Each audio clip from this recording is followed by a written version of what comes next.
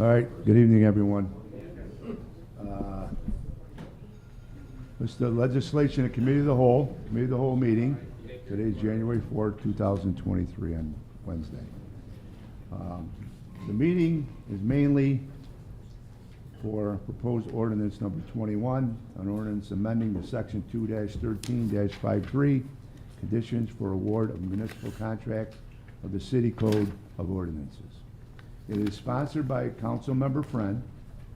So what I'm going to do is turn the floor over to Councilmember Friend, and then we'll just we'll ask questions, maybe have some people speak, whatever, on the behalf of the unions. All right, go ahead. Thank you, Mr. DeBrango. Okay, so just very briefly, this is a very simple piece of legislation. There's a law currently on the books that says that contractors may is this important word here, may have an apprenticeship program, and I am proposing that we change this legislation in order to substitute the word shall for the word may in two places within that legislation. So what that basically amounts to, according to this legislation, is that anybody who seeks a contract with the city of Utica for $250,000 or more will be required to have an apprenticeship training program as one of the sort of basic requirements of them placing a bid with the city. So they wouldn't even place a bid with the city unless they have an apprenticeship training program. I think this is really important for a lot of reasons. I think it's really important to the sustained growth of our city that we develop and have good, meaningful work opportunities for young people in our community. And I think that apprenticeship trainings are a proven means by which we develop those really good work opportunities, meaningful, well-paid job opportunities. We want young people to stay in our community, not to have to move elsewhere in order to get good jobs. I think that's something we all want. It's what the city needs over the long term. So that's why I brought this legislation. Again, it's as simple as could be. I am making what is permissible into a requirement. And so I would like to invite up Mr. DeBrango. I know Mike Mahoney's not here. I know he was here. I hope he'll come back. I hope so too. He was here. Hopefully he'll come back, Mr. Mahoney. I was just wondering, when they do send out a bid contract, does it require to say apprentice training? You know what I'm saying? Yeah. Apprenticeship. If it doesn't, maybe going forward we could start. Obviously, the other ones are grandfathered in. They're already, working right now. Whether we change it midstream, I don't know if we can. I don't think but we maybe in the contracts we could look at that and say, this has to be a requirement in the contract. Right. If you don't have a program, then Right. you are not allowed to bid. But Right. I think that if we pass this legislation, then that is exactly, I don't know, I do wish Mr. Mahoney was here, the city engineer, in order to describe for us what those RFPs look like. But I would assume, and I would imagine that Ms. Mowat can answer this question, the budget director. But if we pass this legislation, then it will be in future RFPs. It will not affect any contracts currently underway or any contracts that people have already entered into with the city. But it would mean that going forward, it would be a requirement that contractors bidding on jobs of $250 or more have a requirement that they have an apprenticeship training program, which is good for contractors. Actually, they save a little bit of money. It's good for the city. It's good for the people who find meaningful long-term work, etc.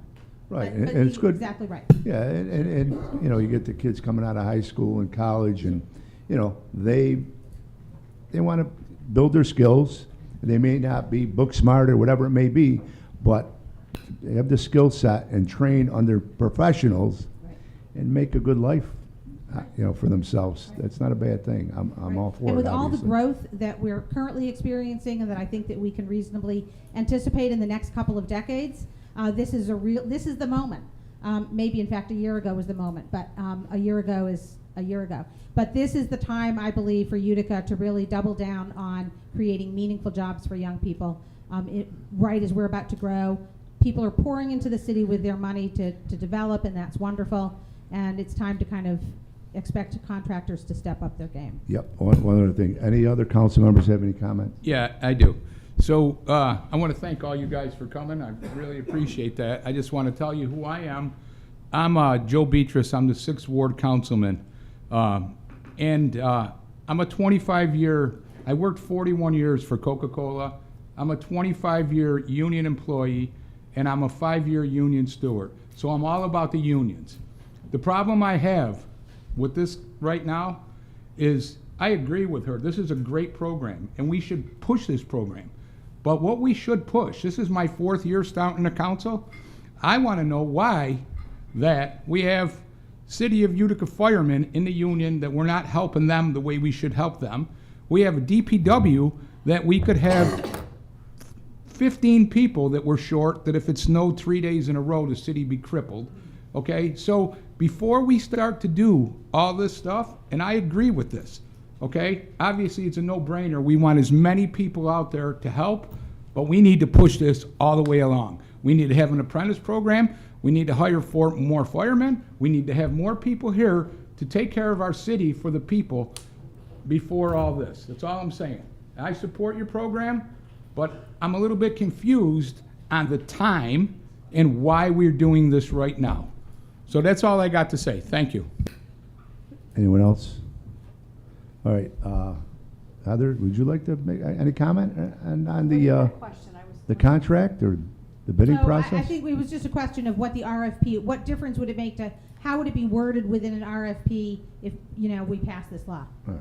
I It's guess, requirement. yeah, it would just be, Shall right. is requirement. Right, Shall is right, not a right. may. So, But, right. okay, but what that will mean is that if you don't have union laborers or apprenticeship shops applying, Mhm. okay, to a contract, if they don't pick up papers, which we've had this year, by the way, we've had quite a few, Mhm. work won't be done. Mhm. That's what that means. That's exactly what that means. And, I wish Mike was here. He was supposed to be here. He's left. I apologize for that. But that's what he was going to say. Your work will stop. I believe that Mr. Mahoney, again, it's unfortunate that Mr. Mahoney's not here. The only claim that Mr. Mahoney made was that this would, he claims that it would interfere with paving, not with any other contracts.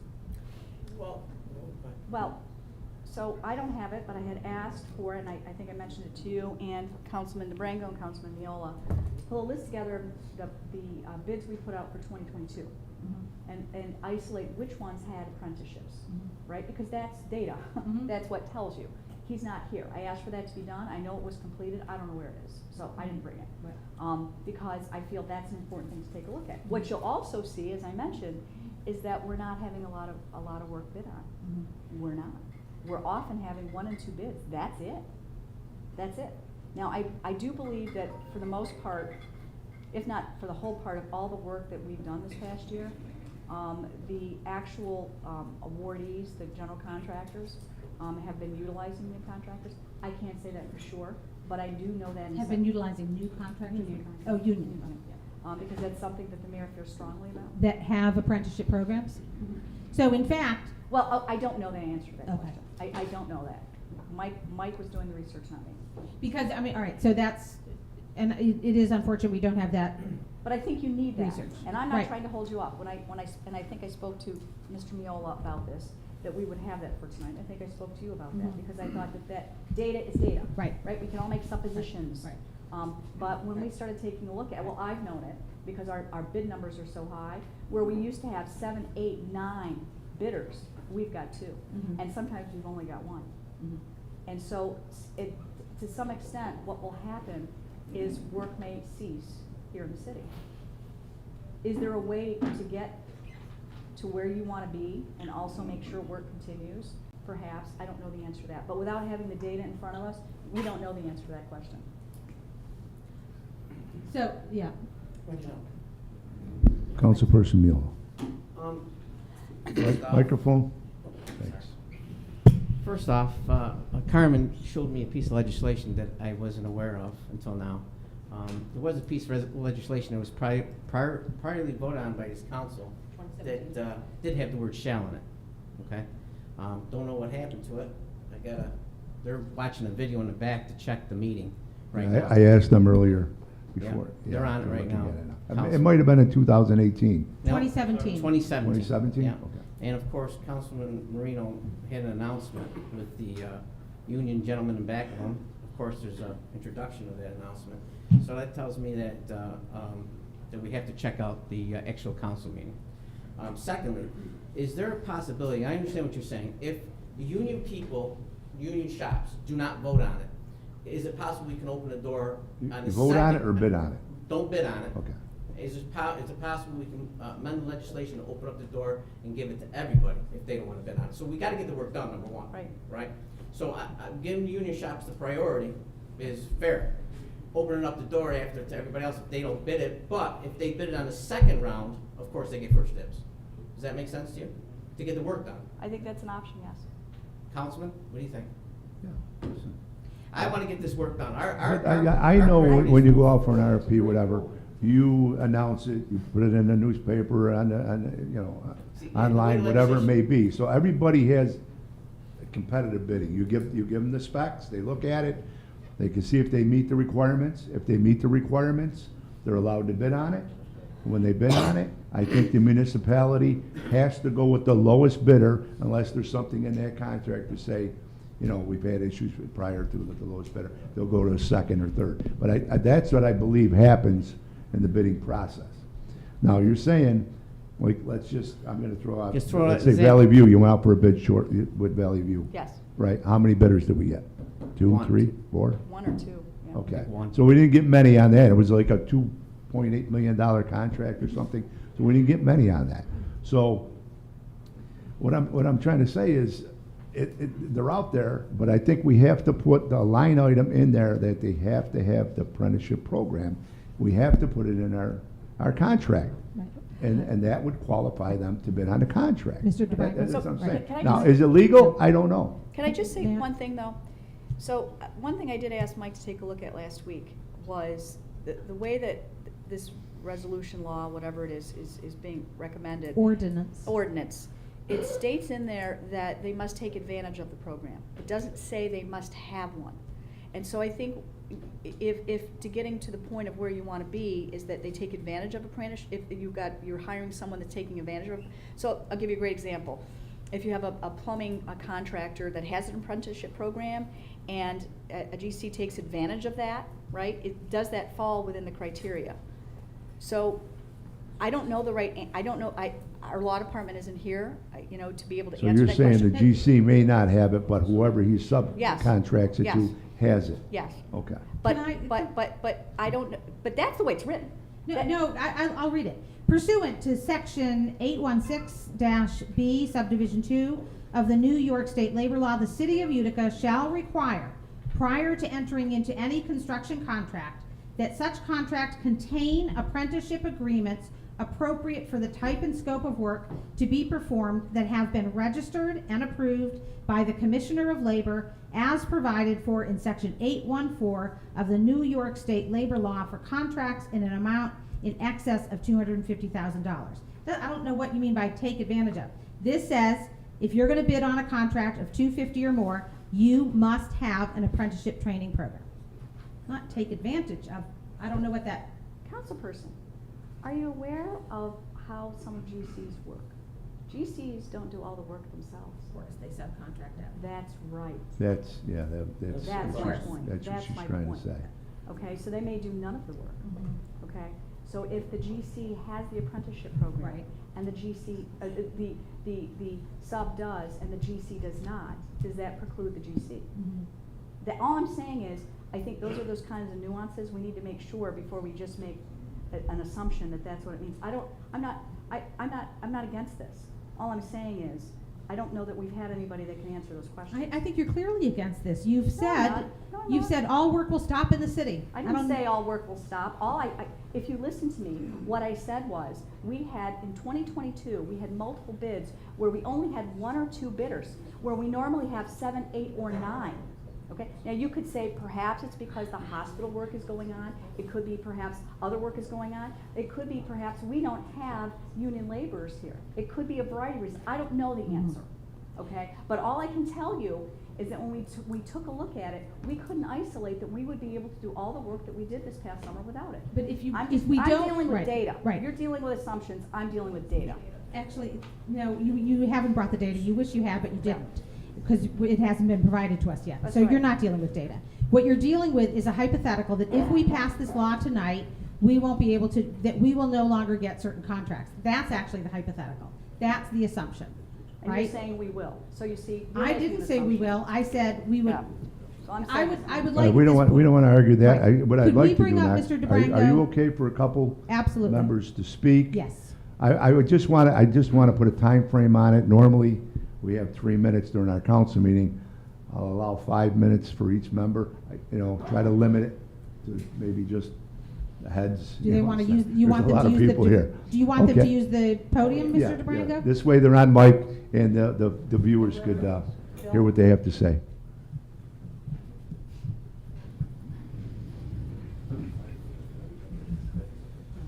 So I'll make it brief. My name is Bill Maxim. I'm Carpenter's Local 277. Thank you for your time this evening, and hope everybody had a happy holiday.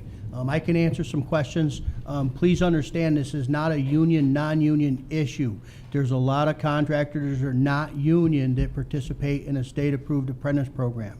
Okay, so this is not a union issue. So please don't let that deter your thought process and the way you vote on this issue. All right, it's simply to promote apprentices working in the city of Utica. And then secondly, you're not experiencing a lot of high volume bidding because of all the work throughout the entire country, not just here in the city of Utica. You currently don't have state-approved apprentice language, and you only got 2 bids over at the Valley View. So this legislation or this resolution would have 0 impact on what's happening right now. It's just so much work out there, and a lack of people to do it is the biggest problem that we're seeing. All right, and without an apprentice program, it's really hard to grow that workforce in a specific community if you don't offer those opportunities. So please don't let this get muddied down with a union, non-union issue, because it is not. We have union members here today, yes, to support that that resolution. However, there's a lot of contractors out there that have a state-approved apprentice program that are not affiliated with a union, that are very capable of doing the same work that we do. So please don't allow that to disrupt your ability to vote conscientiously for apprentice language. Thank you.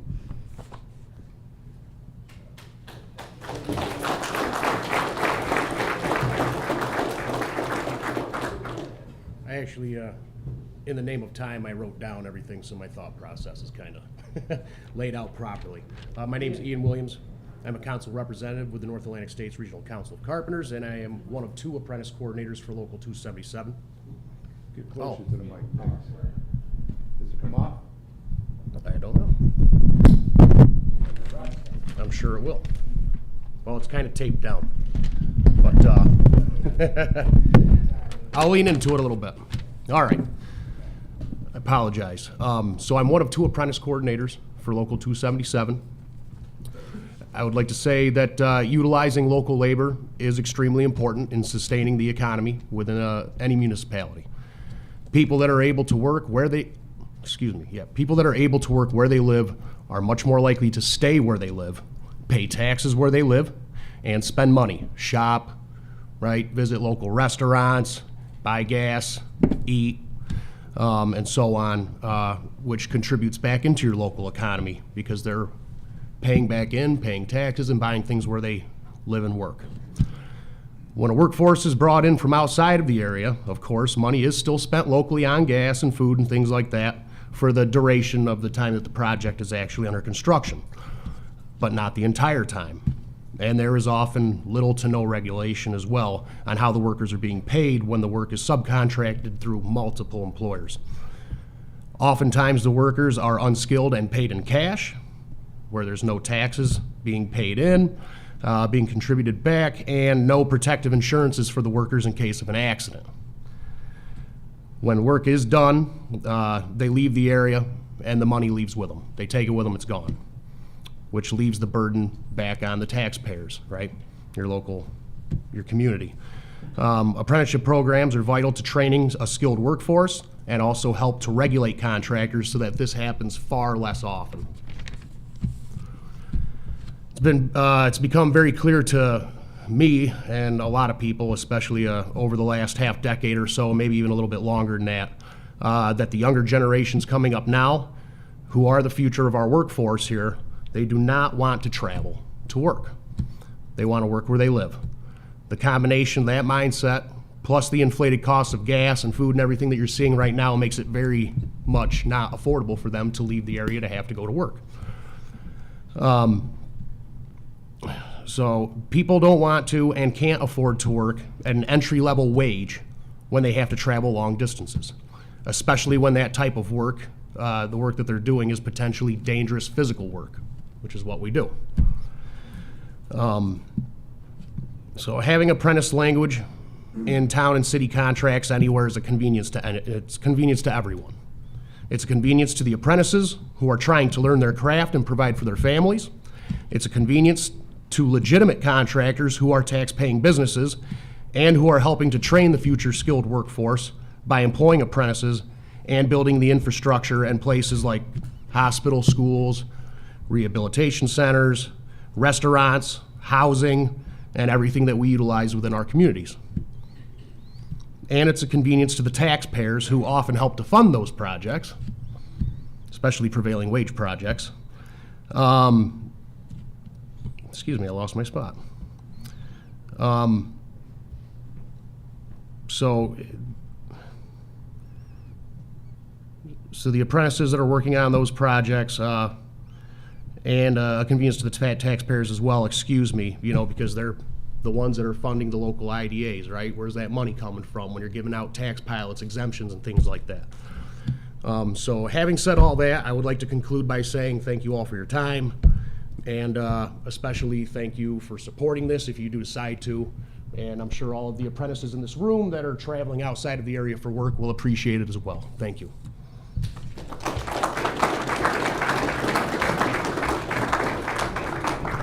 Hello, my name is Ian Tanner. I'm a young apprentice for Local 277. I've been in the apprentice program for maybe about 2 years, 2.5 years. I've been granted the opportunity to work in Utica, New York. Thank God. I learned a lot. I went from not knowing how to read a tape measure to being able to look at a empty space and just build 4 corners of a square. I don't know if anybody know what that means, but I also been working at Utica Hospital, Wynn Hospital. I was there for about like a year. It was a beautiful thing just to put pride in my work and look at it and just look back at it and say, I did that. I'm a senior, so I have a junior. When you get older, I'll be able to show them, be like, your daddy did that. Put that work in right there. Now they have the Overstein coming up. There's a couple jobs out here, and I just want to be able to continue to learn and appreciate the opportunity. Thank you.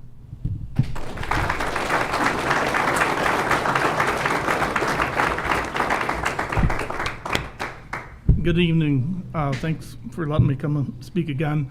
I just want to reiterate what Bill said. This isn't a union, non-union thing, because as unions, we have apprenticeships, as you can see of all the people here tonight, and so does the non-union company. So that wouldn't cut back your potential bidders because, one, it saves them money. So it's a good thing for your contracts to be lower. And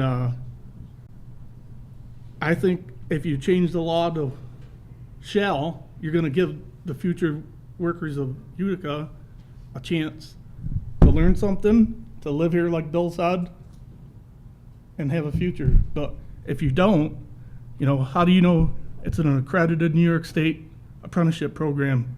A contractor could say that, but with this changing to shall in line with Department of Labor, I believe it would make more sense for the city of Utica. Thank you for your time.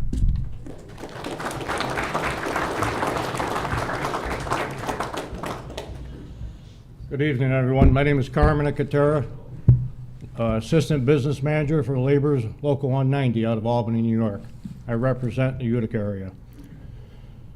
What we're here, and I want to thank all the carpenters that came tonight. Appreciate that as well.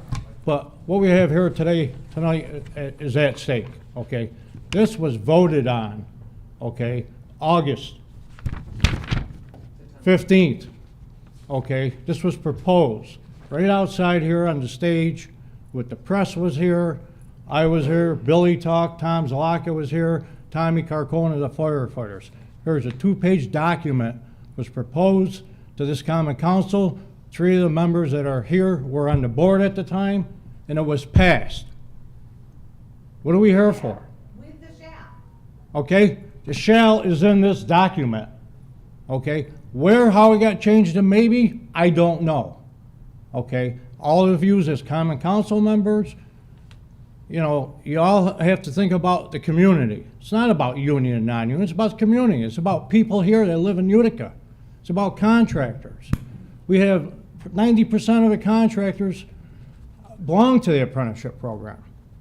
Okay, so that's what we're here about. And why it got brought up is because it got brought to our attention that it's may and not shall. There's a document, anybody that wants it, I'm glad to give them a handout. Okay, the next thing is, if however it votes, I would like to FOIL request all minutes regarding apprenticeship program. Okay, I want to hear where it got changed. I thought at the last meeting it came up, Billy, you could tell me if I'm wrong, that they were gonna look up the minutes. I don't know if it happened or not, but that's what you ought to be discussing here. Not about contractors. It's about the community. Any questions? Yes, Yes, I got a question. I have a question. I got a question. Go ahead, Joe. I agree with you 100%, okay? Mm-hmm. However, who's taking care of our local unions? So you mentioned Tommy Carcone. He voted that in 17. Right. It's been 4 years without a union contract. You mentioned the DPW.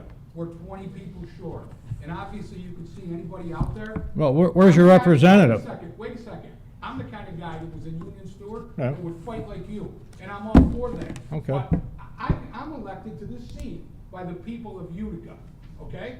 Those are the people. I need to take care of our people. Nobody on this council here has, in 4 years, has fought for the fire department, has fought for the DPW. There's my only gripe. That's my only gripe. Hey, I agree with Joe, you. you know, I'm not here for the politics. Oh, okay. Maybe when I retire, I'll get involved in politics. I'm just stating, you mentioned Tommy Carcone. Absolutely. Okay. It happened right out here. Okay. 11 That's all o'clock, I'm press saying. conference. I'm for this. I just want my people in the Mr. city DeBrango, taken can I care ask a of question of the way Mr. you're- Nicotero? I understand that, but I'm not here for that. Okay. I'm here for apprenticeship language. The document got changed. Okay. How it got changed, I don't know, I just want but we to will know find how I out. feel, how I look at it. Okay? God. 4 years, I So said. we will find out. I represent the laborers. Okay? Okay. I have a boss above me, okay, and I'm here tonight representing the Very laborers. very good. Anybody else have a question for Mr. Nicotero? I do, Go ahead. thank you, Mr. DeBrango. So one of the biggest concerns that's been expressed to me, Mr. Nicotera, is that, that all of our paving is done essentially by 2 contractors, by Central Paving and by Barrett. And the concern has been expressed to me that because neither of those have apprenticeship training programs, we will no longer have any paving contractors who will be allowed, who will meet the requirements for our paving contracts, and so that next year we will not be able, we will put out RFPs and we won't get a single bid back. Can you address that specific issue? Paving is sort of, you're not surprised, #1 concern of constituents. The city has been working very hard over the last several years to pave.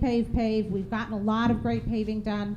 The concern has been expressed to me by the city engineer who oversees contract and supply that there will be no more paving done in the city of Utica if this legislation passes tonight. Can you address that, please? To me, that's BS. It really is, okay? It's all prevailing wage.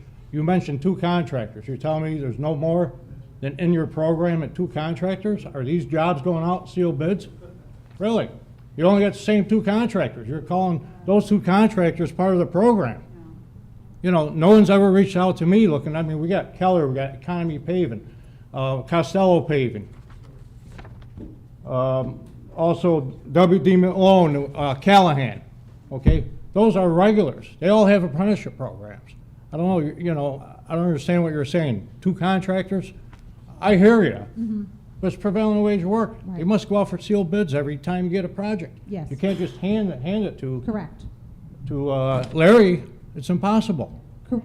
There's no reason why they shouldn't be, because I know Central Paving Correct, has and we bid follow- state work. Right, right, In state work, you need apprenticeship programs. Right. Now, did anybody police them? I don't know. I'm not New York State labor, right. okay?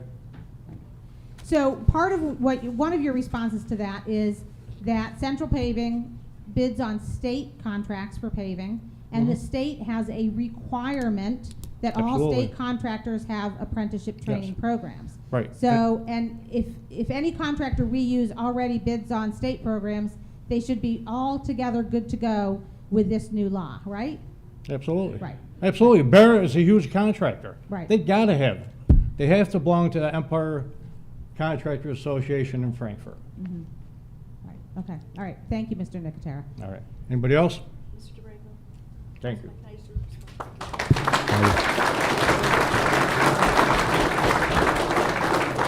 One more, and then Ms. Moore will speak. Go ahead. Hi, my name is Steven. I'm a fourth-year apprentice with the Carpenters, Local 277. I just wanted to bring up a point. These guys go out and they try to find apprentices all the time, find journeymen all the time. I haven't seen anything for the city of Utica. Been a city of Utica resident for 15 years. I have not seen anything for the fire department. They're very strict on how to get in there. You need to change the requirements if you're looking for people in that, and that's not what I'm here. But your DPW, they're not out there, they're not getting to me, which means they're not doing a good enough job. These union guys are out there, they're coming to Utica, they're finding people down at the county building, the state building. Your guys are not coming out to find me, because you know what? I would have went to the DPW if I had known there was an opportunity for me to do that, and if they were willing to help me. I'm a president of a local volunteer fire department, and as I said, I reside in Utica. But I was accepted into a volunteer fire department. I made it up to president of their organization because Utica is not easy to get into. I don't want to go be a paramedic. I want to be a fireman. So you can't bring the union firemen in here, especially when your paramedics are not very professional to the people that they work with. They don't make people want to come work with them. That's all I got to say. Thank you for your time. All right, that'll be the end of the open session.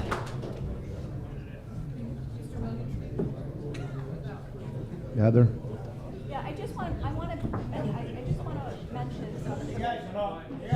I just want to mention something that was said out there that isn't quite accurate. We do follow the state's procurement policies. In fact, ours is a little more stringent than theirs. We do sealed bids. We do bid routinely. We don't have 5 or 6 paving contractors that bid. We routinely have 1 or 2. And that's because of the amount of work that's done. Now we could carve it up and not get the work done in time, but it's always our goal to follow procurement rules. So to suggest that we aren't isn't true. We have a very open process. In fact, Councilman Williamson is on the board of contract and supply, our controller. We meet every Thursday. We go over the bids, the canvas of the bids, and we publicize everything. So I want to be clear about that. I go back to as it relates to Central Paving or Barrett. Barrett bids every year. Last year we had two. I mean, we look for anyone that's willing to work with the city of Utica. But I go back to data. I don't know that Barrett does or does not have an apprenticeship program. Mike does not seem to think they have one. We know they pay prevailing wages. I believe Barrett does. I don't know that, but we need to get you the data. Yeah, I mean, I don't know what the holdup on the data is. I put this legislation into committee a month ago. I think that's unfortunate that we Yeah, don't we have weren't it made yet. aware though, councilperson. You didn't seem to mention it to staff, so. Frank, I got one question. So we already talked about what Mr. Nicotera said. When Mr. Nicotera stated, I wasn't around here in 2017. He states that this is already in there. So if that's the case, what are we even having a meeting for? Okay, we just found out some information on it. from Okay. the clerk. Okay. The clerk wasn't here at the time. She may have been the deputy clerk, but she wasn't responsible for the minutes. And I understand that one of the council people read into the minutes may, but it was written in shall. So I believe that we could bring it back to shall, and I don't think we should have a problem. It was just read into the minutes wrong. They have it on video, from what I understand. Am I right? Okay. I want to give one more person, if you want to speak, sir, I know you wanted to speak, and I want to let you speak. Go ahead. Travis Phillips, I'm a field representative for Labor's Local 190.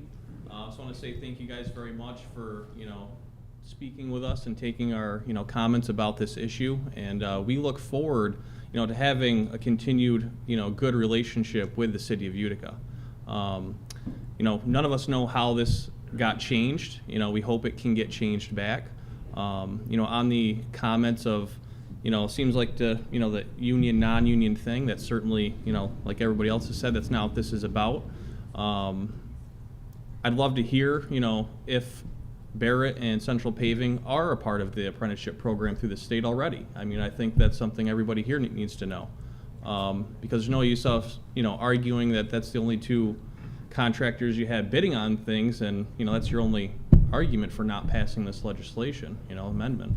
Another thing I'll say is it's very easy for these non-union contractors to become a part of an apprenticeship program, and it doesn't have to be with the unions.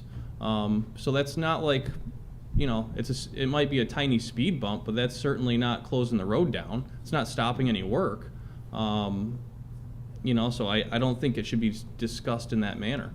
I hope that, you guys figure out what happened. I think that, there's also a lot of, like Carmen said, a lot of other programs too, like the helmets to hard hats, that get people directly out of the military into apprenticeship programs. There's so many different things that, this legislation is important for. We're all here trying to put local people to work on local jobs and keep the money in the city, in the surrounding area. And the last thing I'd like to say is, I'd love to hear, I'd love to see some data if I'm incorrect, but the unions, that are represented in this room are the biggest employer in this county. We are the people of this county. We are the people of this city, and that's what we want. We want this legislation passed. Thank you.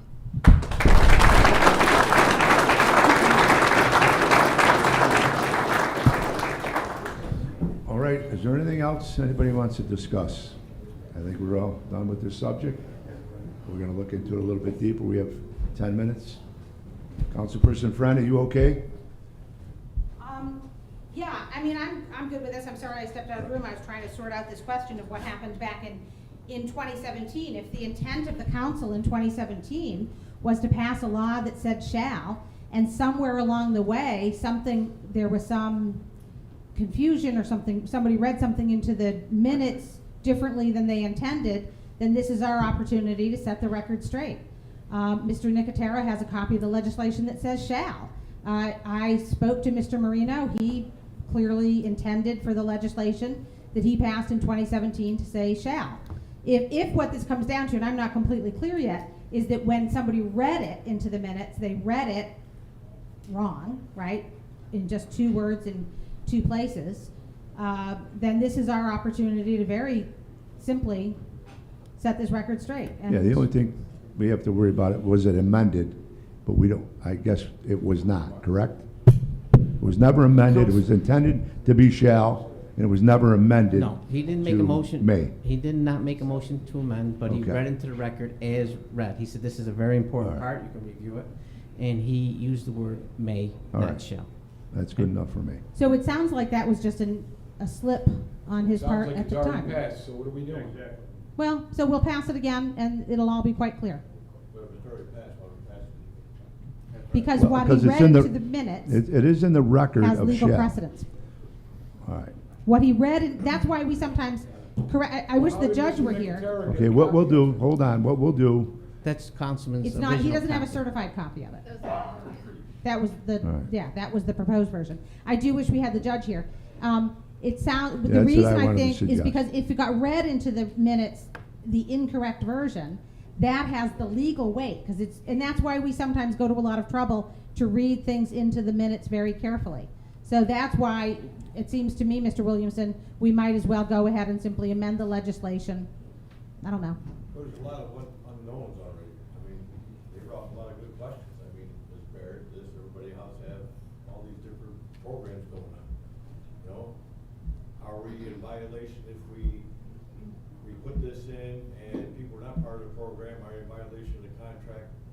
contractors that already have a contract? I mean, there's a lot of unknowns I want to know. No, I do, at least on that, And I like to trust, but I also need to verify, because sometimes, you know, people tell you to keep it a festive moon, they tell you what you want. So, Okay. I think at least, can I just address that last point? Oh, no, now I forgot it. What was your last point, Mr. Williamson? It went right out of my head. trust but verify. So, No, before that, you said. I'm sorry. It's okay. All right, what we're gonna do is probably take a recess. We'll kick back up at 6 o'clock, go through the pre-meeting conference, and then at 7 o'clock, at some point, we'll have a vote on this piece of legislation. In the meantime, when the judge gets here, our attorney, we'll just run it by him, let him review the tape, let him see what he's got to say. And I think, worst case scenario, we'll amend it back to shall, and it'll be all set. He read into the record the word may. Okay?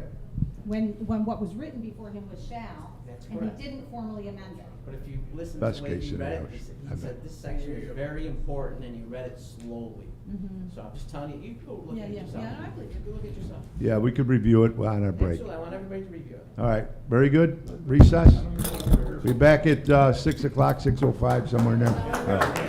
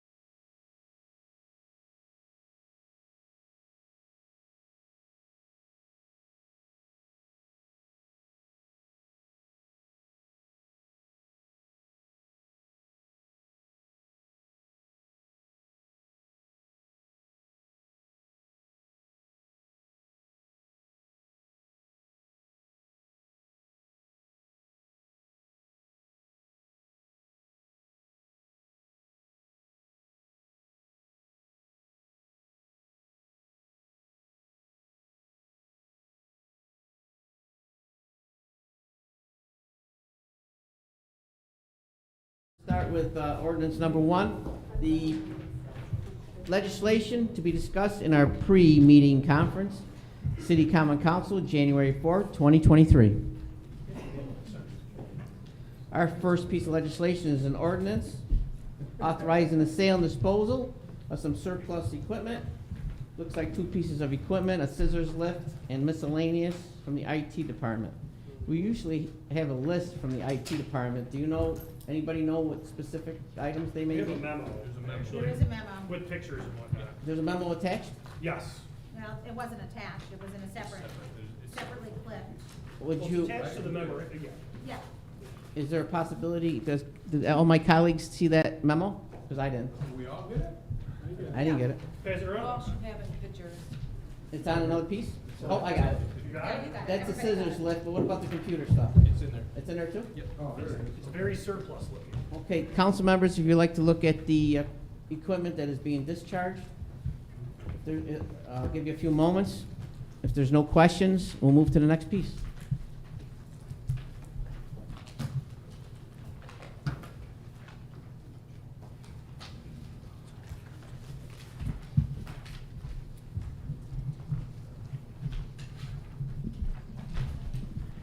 I'm assuming discussion is closed on the disposal of the equipment. We're on to our next piece, ordinance number 2. Fee for use of the band shell. We're trying to come in compliance with neighboring municipalities with our band shell. These are some rates that, a fee schedule that's proposed. Let's open the table for discussion. Any questions on this? I have a question. Go ahead. So the way that I'm reading this, I'm thinking about the Levitt Amp series. They do 10 concerts. They rent the band shell from us. This would cost them $5,000 out of an approximately $35,000 budget. Like, that's a lot. And yet, the way that it reads, right, it says $500 for the first day, $75 for each additional day. Does that mean additional days a week later, a week later, a week later? Do the days have to be consecutive? It's consecutive. It's consecutive. So if 3 days would be $650, 1 day a week for 10 weeks in a row would be $500 each time. So that would cost $5,000 to the Levitt Amp. I think that's too much. What are we currently charging? We don't know. Yeah. So currently it's $200 for the first day, plus $75 for each additional day. So we're raising it by 250% all at once. I don't I know. think once you pay that 500, it should be 500, and then even if you didn't use it for, are they taking it away and bringing it back? No. So that's what you're talking about. Are they taking that away and then bringing it back? or Does the is it Levitt, staying? it usually stays there, but not if somebody else needs to rent it, I guess. I can't remember whether with Levitt it stays there for 10 weeks and they just use it once a week, or do they bring it back every week? I don't remember. It's a good question. Anybody know? Trying to picture it in the park. Yeah, I wouldn't know. Yeah, I don't know. wouldn't- I mean, Mike, you Mr. wanna Bellini? charge the 500, but it should just be the Put it 75 in committee, on top of and let's that. get an answer on it. If it's long-term, such as the Levitt or any other organization, maybe obviously you have to get up. Or we have a separate fee schedule for nonprofits like Levitt. I don't know. Yeah. That's too much money for the Levitt. That's my sense. Mr. President, you got the floor? I was just gonna say 2 things. One, we should just pull what we did with Levitt to make sure we weren't doing something different. Because typically when someone does rent the band shell, if it's not removed, that's just its current resting place. They're not Right. paying to rent it. Where it lives, right? Right. The second thing is, last year this became an issue because of outside rentals, and other communities stopped doing outside rentals, so there was like a band shell shortage last summer. If you remember, for some of the feasts. So I was just gonna suggest possibly, if we're not gonna vote on this tonight as is, or amend it, maybe do a city limits rental fee That's another versus an external fee for outside use, et cetera. Yeah. You know, rather than a not-for-profit, just Right. if you're using it in the city, in a city park, or in a, you know, something like that, it's a different fee. If you're shipping it to Whitesboro or Right, I Little get it. Falls, et cetera, then it's a different schedule. So I'd like to suggest that we put this into committee and that we have a committee meeting about it and we figure this out. It's still a big jump, 200 to 500 in one fell swoop. I don't know. Council suggested to refer to committee. Any opposed? Yeah.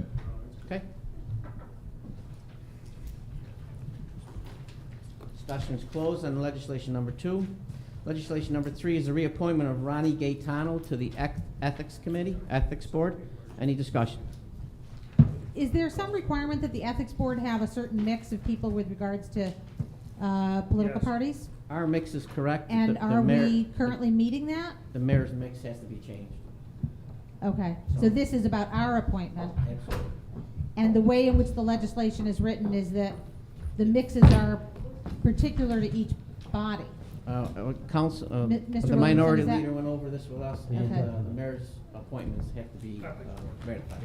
So, Mr. Williamson, you're good with this? Yes, like I said, the mayor's gonna go ahead and adjust it, you gotta have 2 Republicans, 2 Democrats, 2 Conservatives, it's gotta be a mix, it can't be a majority of one party over another. Right. So you're good with this piece of legislation? Thank you. Any additional discussion? Discussion is closed on number 3. Next piece of legislation is calling for the sale of 1306 Seymour Ave, sponsored by Councilman Irving. Councilman Irving, you in favor of the sale? Yep. Okay. The first piece of legislation is calling for the public hearing, number 4. We'd like to vote on that. And number 5 will be referred to committee. Any discussion? Discussion is closed on number 5. We're on resolution number 6 for the sale of 1636 Dudley Ave, sponsored by Councilman Irving. Councilman Irving, are you in favor of the sale? Yeah, I went around and looked at that too, and just to make sure that it was worth the amount of money they're paying, so I'm good. You good? Of course, we have to vote on the public hearing, which is number 6. The following piece, number 7, we have to refer it to committee.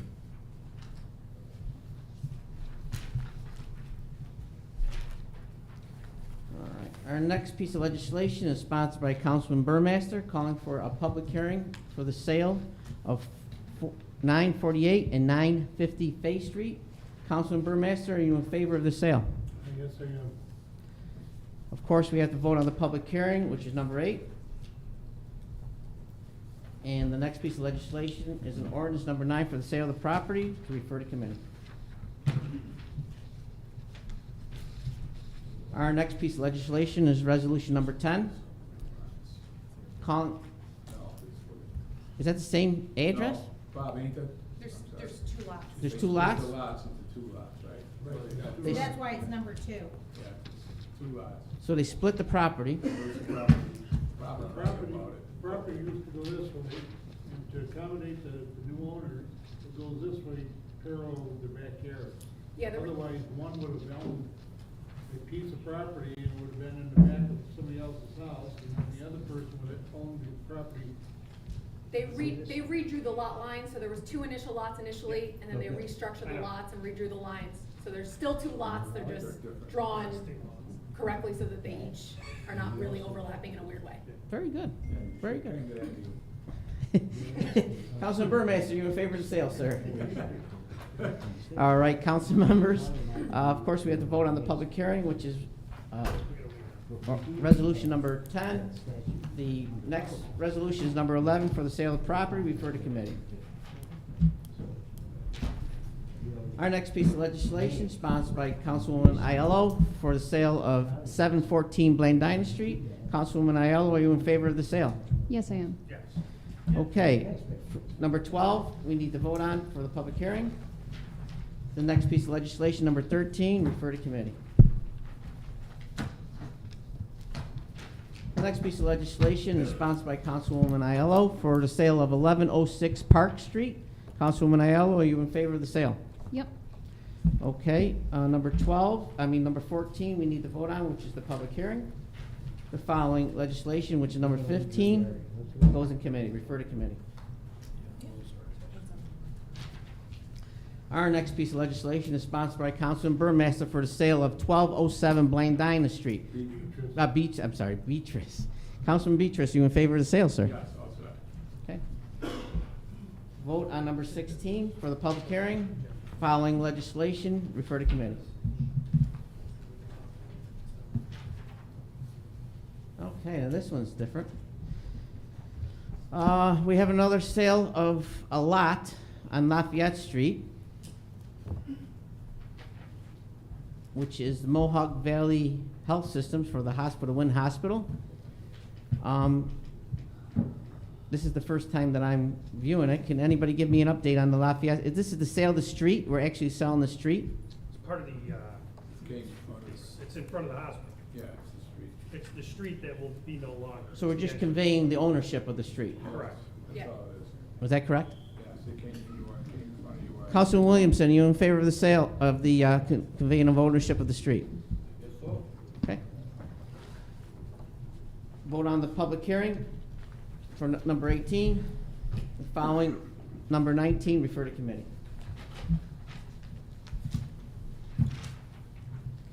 Our next piece of legislation is Commissioner Deeds.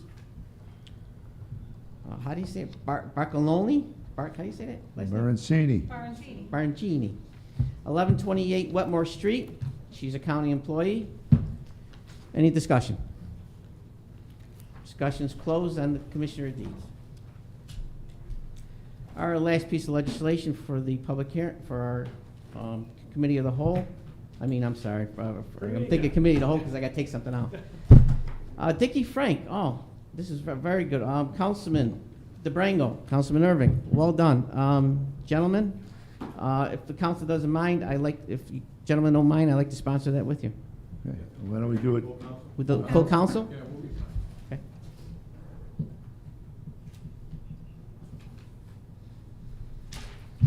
And the only piece, council members, I like to remove from committee is just the piece amending our zoning.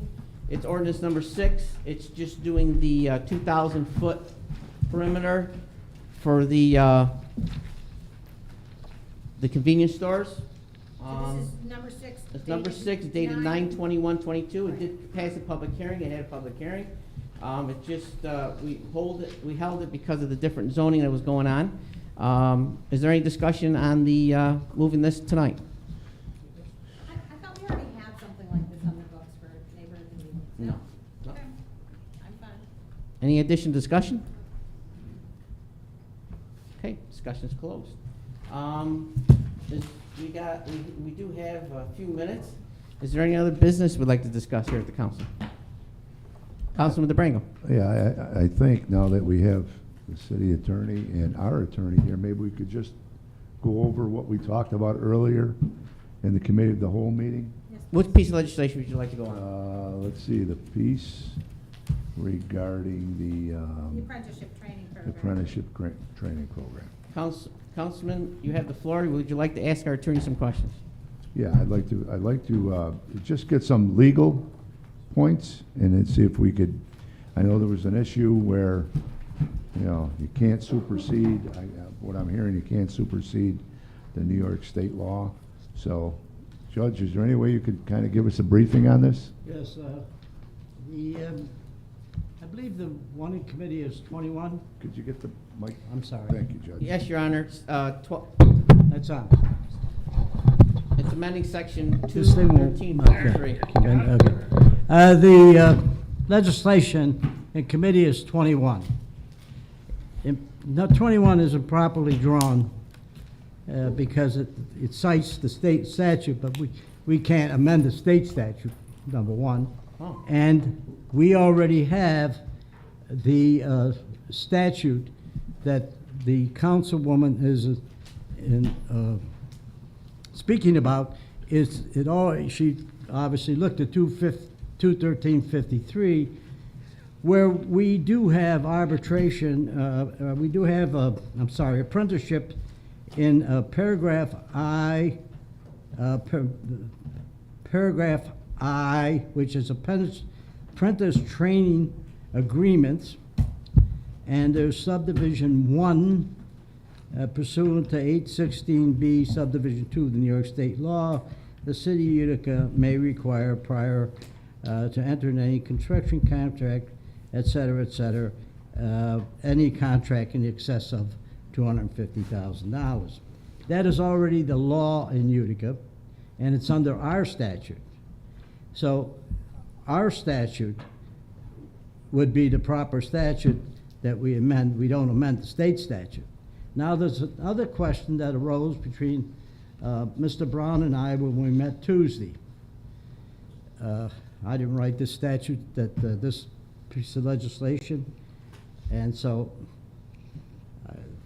I reviewed it with Mr. Brown. And the thing that Mr. Brown and I have the same feeling about is that neither one of us, and I did speak to Mr. Giorgio about it before the meeting, neither Charlie Brown and I are prepared to say that you could pass a local statute that is stricter than a state statute. Because what the state statute has the word may in it. If you amend our chapter, which would be the proper way to amend that, which has that very same motive in there, you are making a state statute and changing it to maybe more restrictive, because once you put the word shall in, that means I don't know what it means, because you see, we have that, two things in there. We have a set-off financial figure in ours. For you to be talking about a apprentice contract under the present law that we have, the contract has to exceed $250,000. So there's been no discussion by this body about that part of the law, and neither Mr. Brown or I, or Mr. Giorgio, I always say I don't like to speak for her, but we are not ready to recommend to you that you can make a state statute, take a state statute and have a stricter enforcement procedure in it than a state statute. And the rule of attorneys, Mr. Brown and myself, and what I've always said to you over and over, I never recommend anything to you in which I think I could succeed in the courthouse, because that's where you have to succeed, is in the courthouse. If somebody, a small vendor, came in and said he thinks that this law is improper because it requires more than a state statute, right now I'm not prepared to say anything about what the outcome of that would be. And with regard to apprentice programs, our law already says that apprentice programs are to be discussed in any contract with the city of Utica when the total amount of the contract is for $250,000. So that, and the reason the word may is in there is if you say shall, I don't know if you're still keeping the $250,000 or not, or are you talking about all contracts, and that's not clear.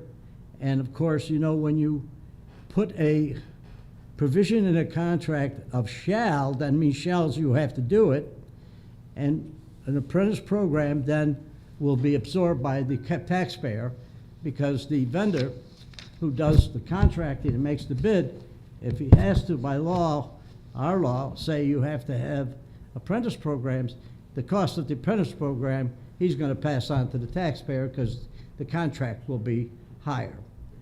Ma'am? That's more Mr. Brown's interpretation, and he said the matter has come up in the past, and they have rejected it for that reason. That when you say that any contract over $250,000, you may require apprentice programs, that means that the city of Utica would negotiate with the person who is bidding on the contract about an apprentice program. And if the city feels that apprentice program is proper in that contract, then the vendor's going to have to provide for the apprentice program. But that's all a part of negotiation. And also, you know, there's another angle of this that probably none of you thought of, but you may recall, the older members of the council, that there was a council person here who wanted the City of Utica Common Council to approve contracts. And of course, we never passed that, nor would we do that, because of the fact that once you do that, the Common Council becomes a contract negotiator, and we're not prepared to do that. Usually contract negotiations are done by professionals, and the city hires the professional, and they reach you're part-time employees, you're not full-time employees. And so we didn't get into that. So for the people out here who are union, we already provide contracts over $250,000. The city may require you to put an apprentice program. Now, the particular vendor who we think should have an apprentice program, and some of them do, they'll just put it in there. We can require it, and they have to figure out what the funding is. I am not, and for you people who have appeared tonight, and I always like to see a good crowd here, because then you get the explanation. I think that's a correct explanation, not something you might read in the paper or hear by some hearsay from another person. Everything we do has to be legal. So 2 conclusions end up. Number one, the City of Utica does have a statute that requires apprentice programs and may require it. Number 2, the apprentice program is only applicable in that case if the contract exceeds $250,000, and that is in Chapter 21353, Subdivision I, Apprentice Training Agreements, Subdivision 1. And it correctly states the state law, but it doesn't amend the state law because it mirrors the state law. The only thing, the $250,000 was an arbitrary amount that was put in there, and it sounds reasonable. And that way, the smaller contracts below $250,000, that we don't want to knock out all those possible vendors who would normally do business with us, but can't because they can't afford apprentice programs. The bigger contracts, they probably can, and they may, and the city can require it because they have the right to require it under the statute we already have. The only question for this council is, do they want to pass an ordinance that amends our ordinance, not the state law, because the state law gives us the authority to do this, but the question about whether you have the power when you amend that is that you can make it stricter than a state law, which has specifically says may, into shall. I'm not prepared to give you that answer tonight. Thank you, Your Honor. But I know that the legislation you have before you, you cannot pass because it doesn't amend the present statute that we already have. Okay. It talks about the state statute, and in the heading it talks about 21353, but it doesn't amend 253 because there's a specific provision in 21353 about the training apprentice programs. Thank you, Your Honor. Thank you very much. Does everybody understand that? Yep. Anybody have any questions to me? I'm not making a decision I about what you should do. I'm just telling you what the law is. We just want to, Councilwoman Celeste Friend, you have the floor. Thank you, Mr. Miola. So when I drew up this legislation, I appealed to our own body of laws and did a copy and paste from our own body of laws and substituted the word shall for may. So clearly, I'm not amending a state statute. I'm amending a City of Utica statute. It may be that when this was written in 2017 and entered into our body of laws, that they adopted language from the state similar to the state. This is a City of Utica law, and I am proposing that we amend the language so that rather than it being permissive, it be required. It's also the case that, first of all, the state does require that state contracts have apprenticeship programs. You cannot get a contract with the state of New York if you do not have an apprenticeship training program, right? And furthermore, a number of cities and counties already do this. So the city of Albany requires that contractors with the city of Albany have apprenticeship training programs. The town of Oyster Bay requires that their contractors have apprenticeship training programs. The city of Saratoga Springs requires that there be apprenticeship training programs. The town of Salina requires apprenticeship training programs. The city of Troy requires apprenticeship training programs. And the county of Erie requires apprenticeship training programs. I'm hard pressed to believe that all of those municipalities, counties, towns, and cities are somehow violating state law. That makes no sense to me. This is clearly permitted by state law. In fact, the state law is written exactly to enable us to do what I'm suggesting that we do. That seems very clear. The state law is enabling legislation. It sets forth the conditions under which we can do exactly this. And I urge us to do exactly this. Okay, all set? Yes, thank you, Mr. I'm not disagreeing that that may have been done. I'm not disagreeing that it might be legal. I don't have any of that information, and I don't have any case law that challenged any of that. I can remember when the councilman came to the city of Utica and he wanted to have a curfew law. He wanted a curfew law, and I told him I didn't think it was proper. Well, Rochester passed the curfew law. The Appellate Division 4th Department approved the curfew law. A year and a half later, the Court of Appeals reversed it all and said the curfew law was improper. So I go by what case law is. If we don't have a case law, then we don't have a court decision. If you told me you had a case that was challenged and it was successful, I would agree with you. That's number one. And I don't doubt that you have that, and I would gladly have that information if this council is so disposed. But the ordinance that you submitted cannot be adopted because it's improper in form, because we already have a statute. If you're going to amend 21353, you have to amend our statute, which is I, subdivision 1. Thank you, Your Honor. So we already have. What am I missing? Thank you, Your Honor. And that, I presume, You did it. presuming if you say what is true, yes, your particular ordinance is not going to be approved because it's improper. All right, Councilman Frankie DeBrango, you have the floor. Yeah, I could see what the judge is saying, but I think she's got some information to back up that other municipalities are doing this. So why can't we vote on it? Why can't we put the word shall in there? And then let the state come down and tell us no. We don't have anything in writing from the state. I know we have a statute, like you said, there's state law, but let them tell us that it's illegal. And so I think we should at least see what the body wants to do. And if we keep it in committee, we vote on it. Well, let's take a roll call, and I say we try to pass this, and if we can't, so be it. But I say Mr. well, at least we Durango, would give you it a like shot. to come on as a co-sponsor with me, please? Yeah, that's fine.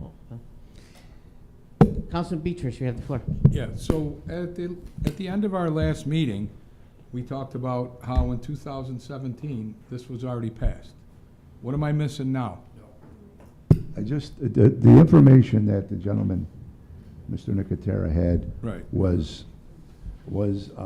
legislation that was in committee. That was dated 8/15/17. It was voted on September 6, 2017, with the words may in it. I wanted to show him it earlier, but he was out of the room. So it was passed and voted on with may. So that's not. So this was in committee, and it was changed. They must have referred it to council, and council changed it to Said May. you can't have And that. then the council voted on it. I mean, I'm talking about corporation council.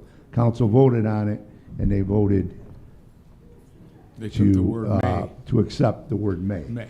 Okay, so So that you have two. In the I know. beginning of the meeting, It's when, here.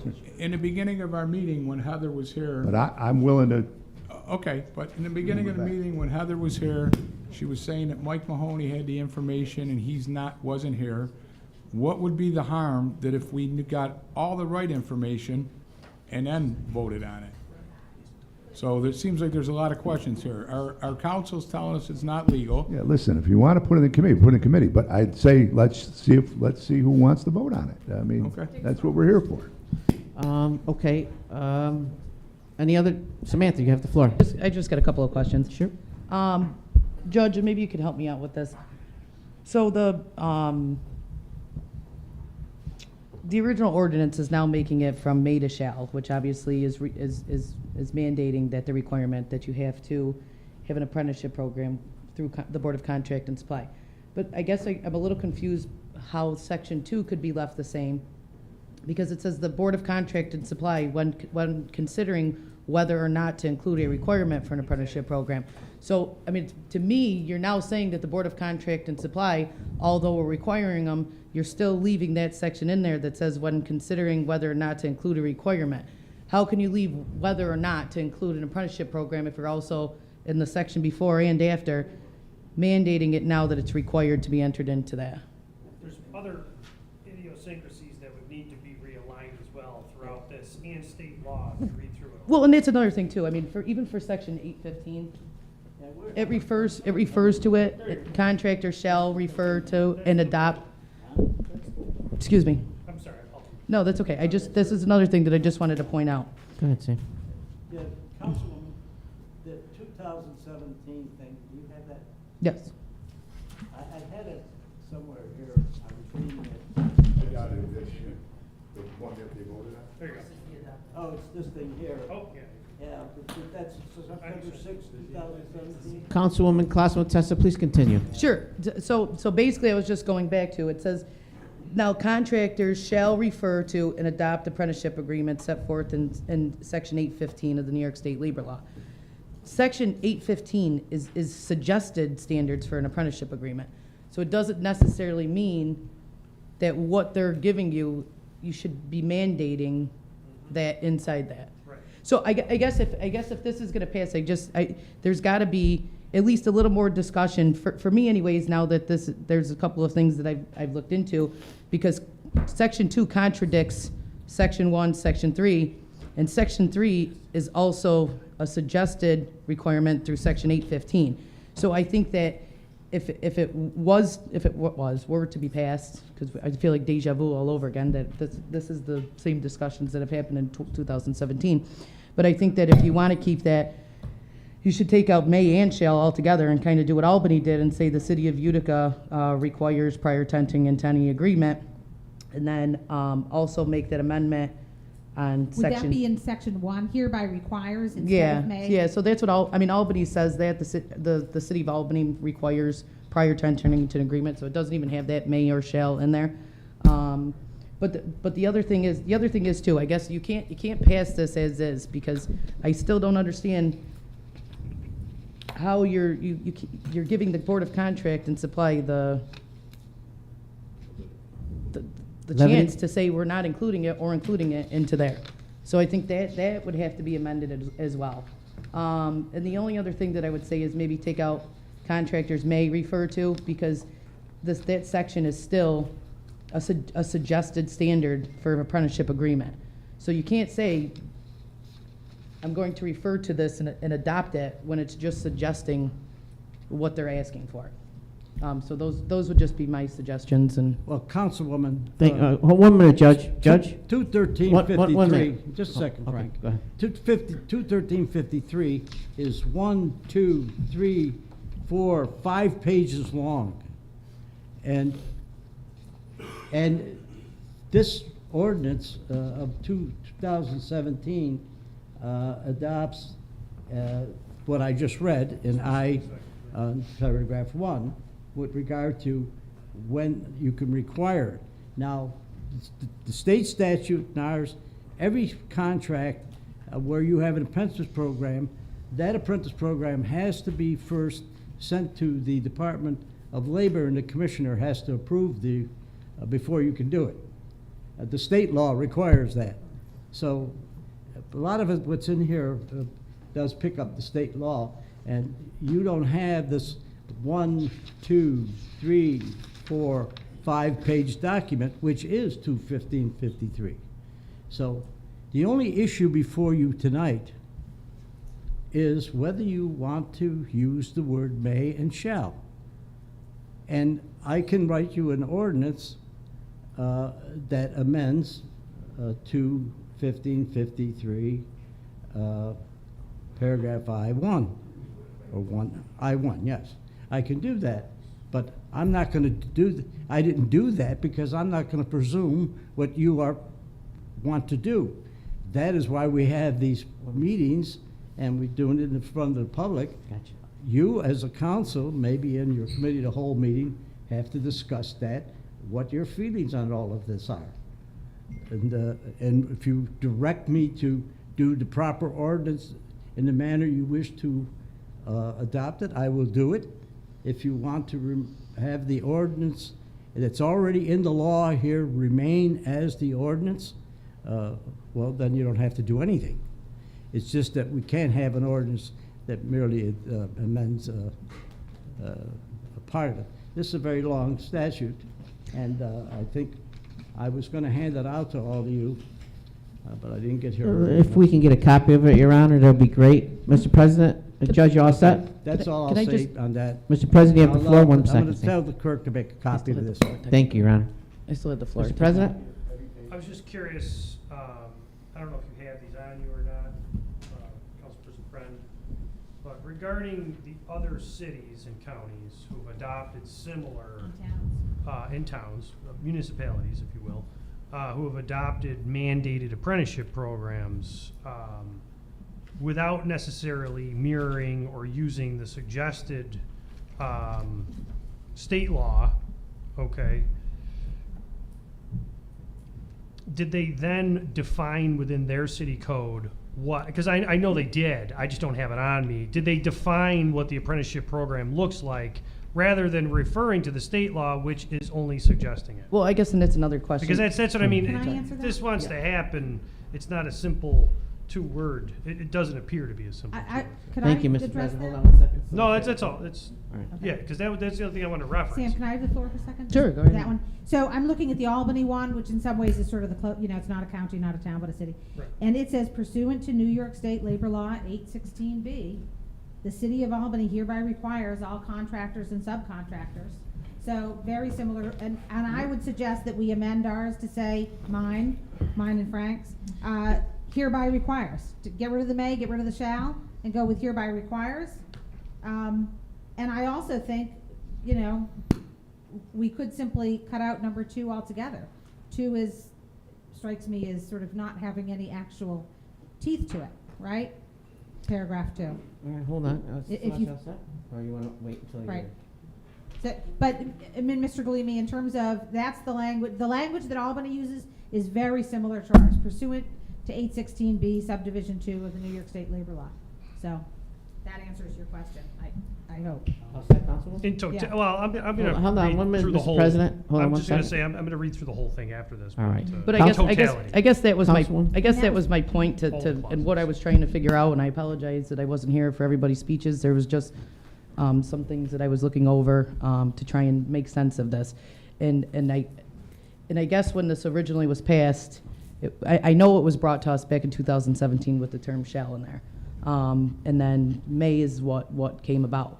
But I guess even if we pass the legislation with the term shall in there on both components, on both 1 and 3, they still contradict what's in number 2, because it still gives the Board of Contract and Supply, when considering whether or not to include a requirement for the apprenticeship agreement.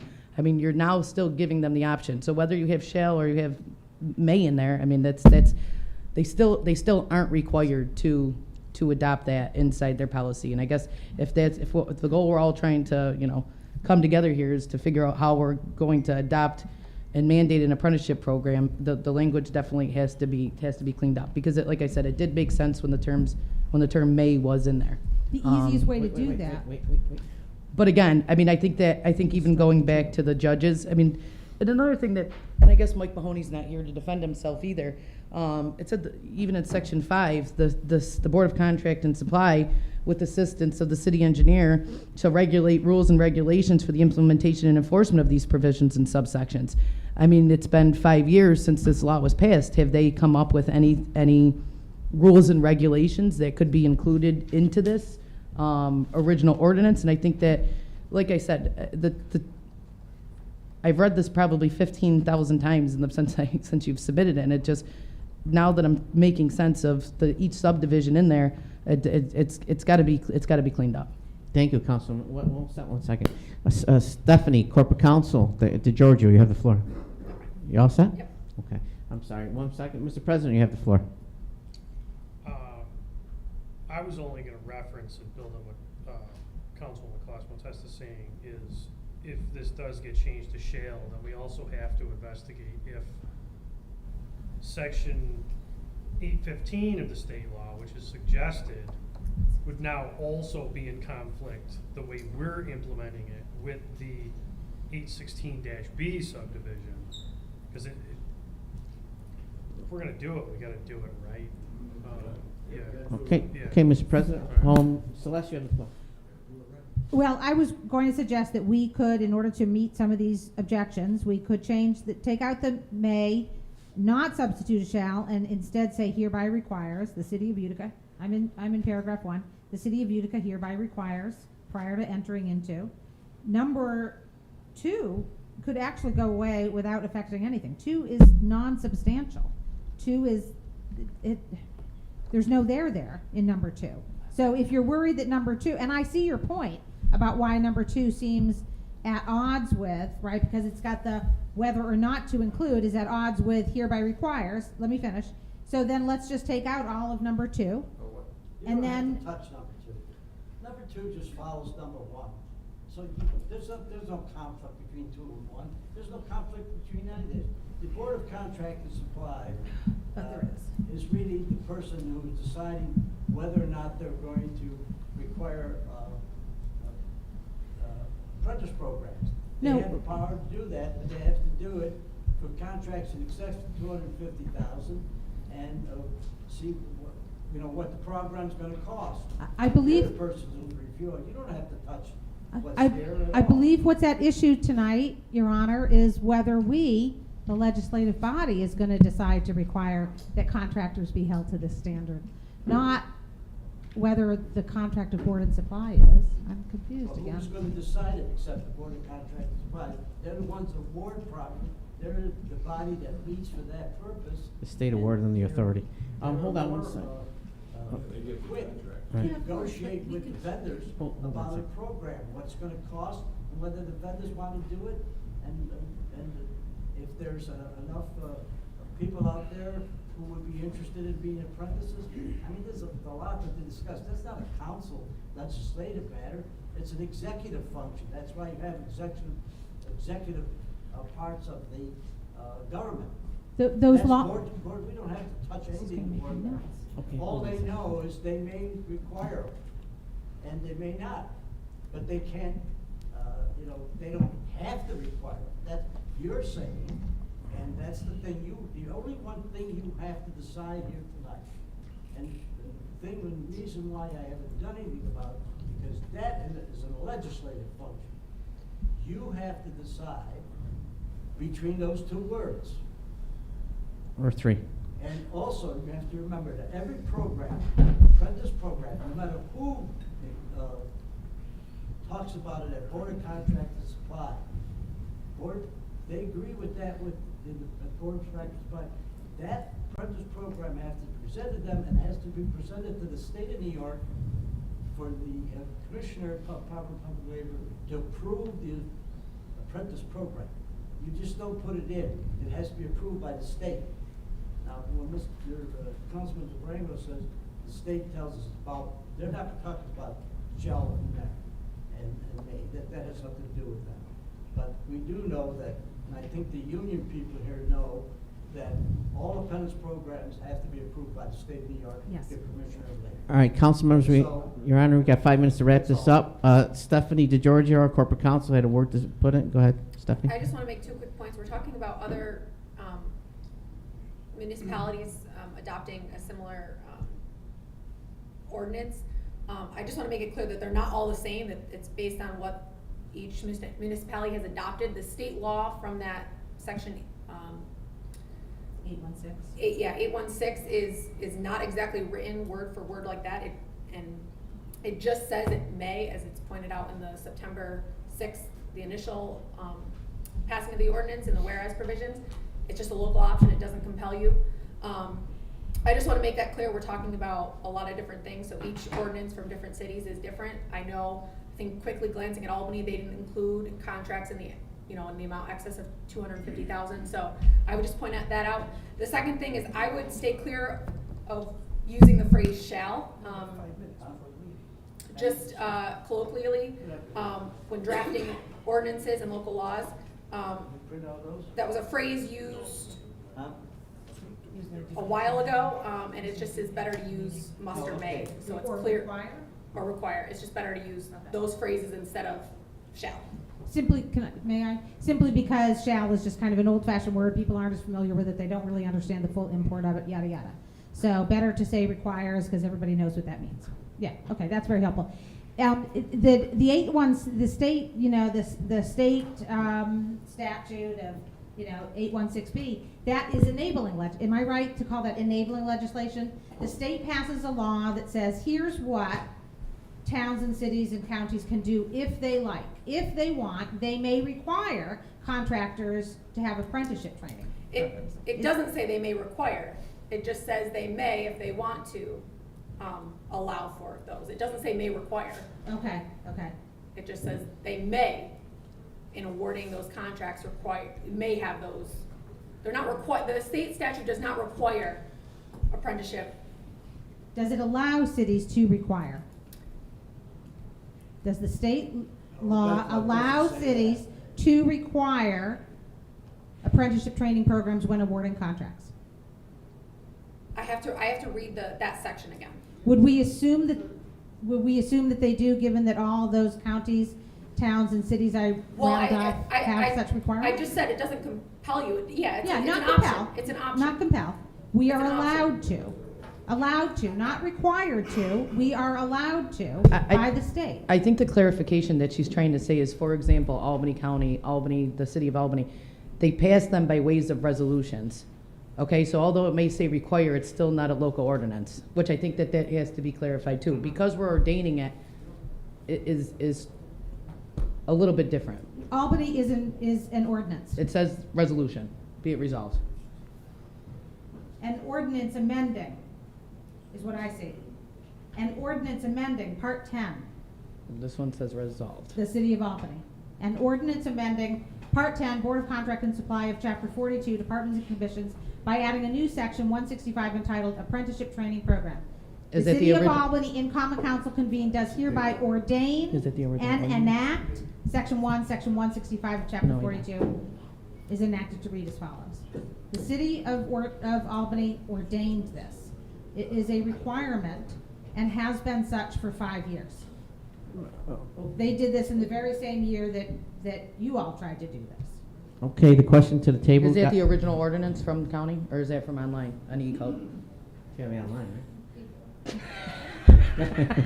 I'm just saying, That's the point. just saying. You'll never find that in Albany, never find it. No, they won't have it, they Tonight. won't I got have yours it. tonight. It's an inside joke. Council members, we want to continue the question and answer period, or are we ready to vote on it? I'd like to take a straw poll. No, well, you can't do straw polls. You can't do that. Really? Yeah. You all made me do one once. Then I'll go for a 5-minute recess. I didn't. Mr. President, 5-minute recess, would that be okay? It's fine with me. The motion to close our pre-conference meeting. Thank you. You can do a straw poll by text.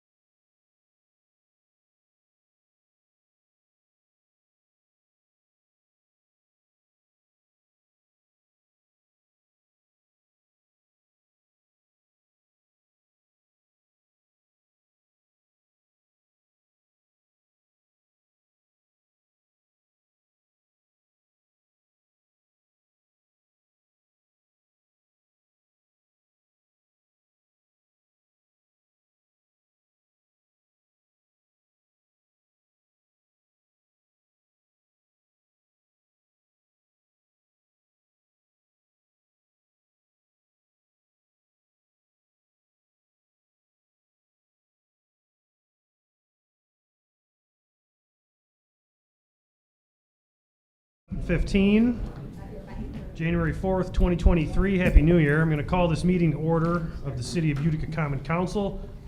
Clerk, please call the roll. Ayello, Burmaster, Friend, Miola, Irvin, Beatrice, Williamson, Classimo, Testa, DeBrango, Galimi, all present.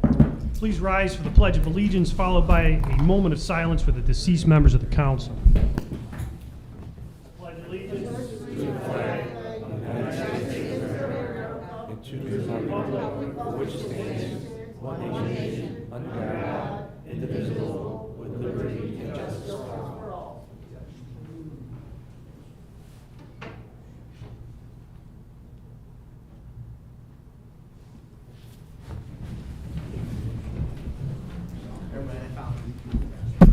Yeah, when that come out? When that come out? Oh, we're 2020. I know that's idea. All right, the first order of business this evening is the minutes from the I'd like to previous make a meeting. motion to waive the reading of the minutes, please, Mr. President. Okay, is there a second from Burmaster? Thank you all for coming. Have a good evening. Any opposed to dispensing of the reading of the minutes? All right, moving on. The minutes were posted on Code 360 and presented to the council to review. We don't have anything during the public hearing order of business, so the public hearing is now closed. We're going to move on to public comment period, which we do not have anyone signed up. Okay. Thank you very much. We don't have any common council guests this evening. We do have a communication from the mayor, which I will read to the common council president, members of the common council, the city clerk, Melissa Sortino, from Robert Palmieri, mayor. Dated January 4th, 2023, mayor's message to the common council. There are a couple updates to share with the common council. First, the administration would like to wish the members of the common council and all the residents of Utica a safe, prosperous, and happy new year. It was a proud moment to have celebrated the new year in downtown Utica for the third time. This year's Bank of Utica New Year's Eve was exciting, safe, and well attended. Every year it gets bigger and better because of the hardworking people that are dedicated to putting on a great event.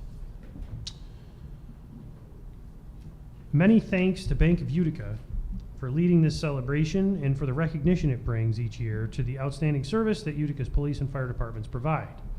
The administration also informs the council that the revised plans to rebuild the clubhouse at Valley View have been sent out for bid. Responses are due back by January 26th. When the new set of bids comes back, we will then solicit bids for operation with the new facility plans as a consideration. The council has been interested in this process, and it has taken longer than any of us would have liked. Thankfully, things are moving forward, and the update is provided. Again, this is the mayor's message to the council. With budget season coming and more projects coming online each day, 2023 is going to be a year of action for Utica. Let's work together to keep all of the wonderful progress going. Happy New Year. Mayor Palmieri. All right, you're welcome. It wasn't 9 pages today, so I figured I'd read it, you know. Reports from the city officers. Corporation Council? Nothing to report. All right, thank you. Chief Williams, thanks for coming. Thank you. I'd just like to say that starting this coming Monday, the 9th, we're going to have a civilian police academy. We had great interest this year. Usually we cap it at 10. We had as many as 14 people sign up, and we're going to accommodate them all. It's a great way for the residents in our city to get to learn about the police department in a fun, interactive way, to learn about some of the equipment we use, our policies, get some feedback about why we do the things we do. So it's an 8-week program. It's 2 hours a night every Monday, and there's a graduation ceremony at the end. So we're looking forward to it. Very cool. Yeah. Thank you for the update. All right, miscellaneous communications. Do we have any cash reports, anything from the controller? Nothing Good? today. All right. Petitions, remonstrances, and appeals. First District, Councilmember Katie Aiello. Thank you, Mr. President. Only thing tonight is just want to thank everybody who made the Bank of Utica New Year's Eve party happen a reality. So thank you to all of them and the volunteers. And it was a great night. So other than that, I'm all set tonight. Thank you. Thank you very much. President Pro Temp and Council at Large, Frank DeBrango. You threw me a curveball there, Mr. President. Because I wanted to go over something, and I wanted to point to you next. Now, could I wait till the end? Yeah, you can wait till the end. Thank you, I will. I don't know, I'm going with Burmaster. Second District, Councilman Burmaster. You have the floor. Thank you, Mr. President. I don't have anything at this time, but thank you. All right, very good. Thank you very much. Councilperson at large, Samantha Colosimo Testi, you have the floor. Thank you, thank you. The suspense was real. Happy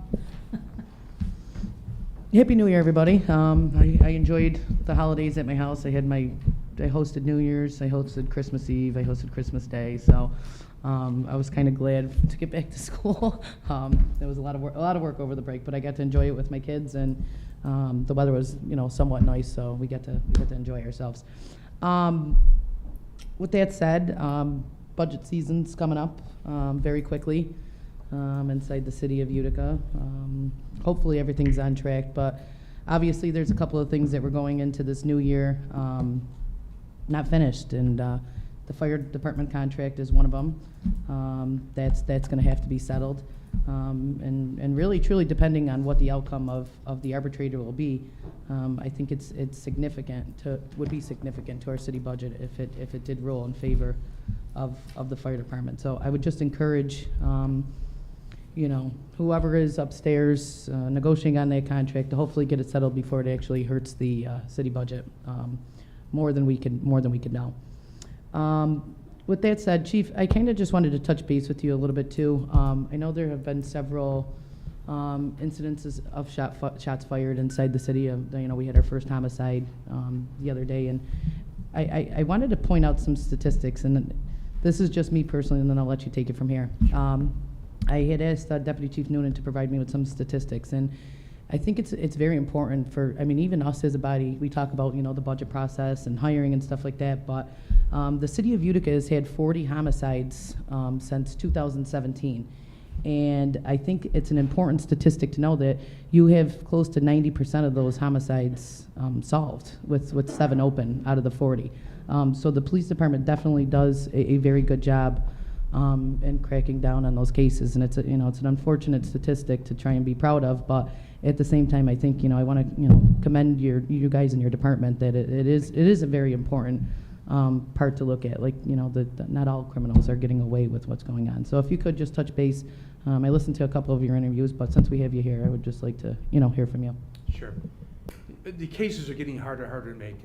We're not getting very many cooperative witnesses. We're relying a lot of times on technology. Believe it or not, we are solving cases a lot of time with video, either through poll cameras that the city's installed, or businesses or people's residential camera systems, and that's how we're making cases.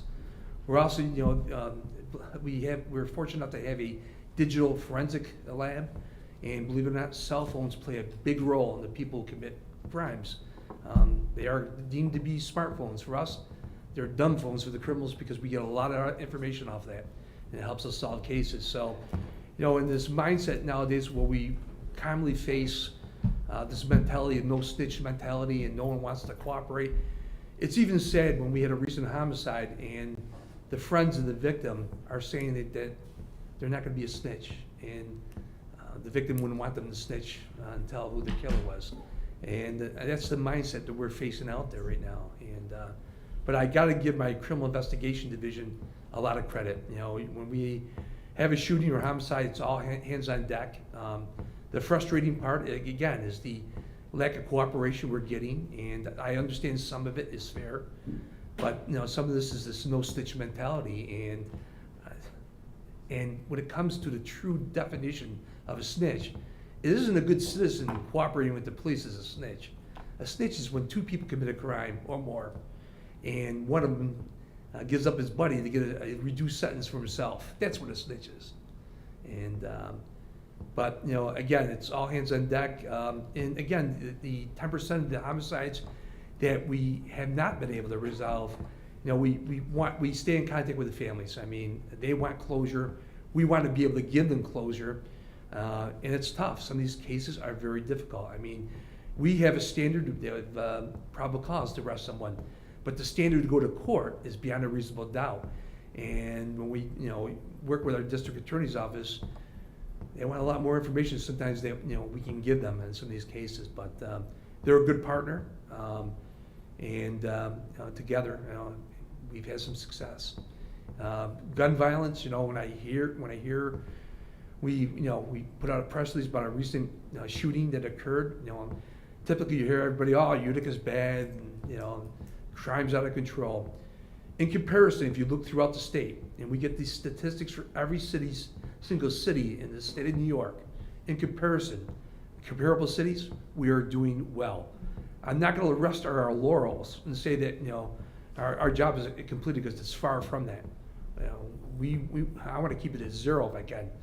But the reality is that I think people's perception now that the city's dangerous and it's out of control. Listen, our shooters are a small group.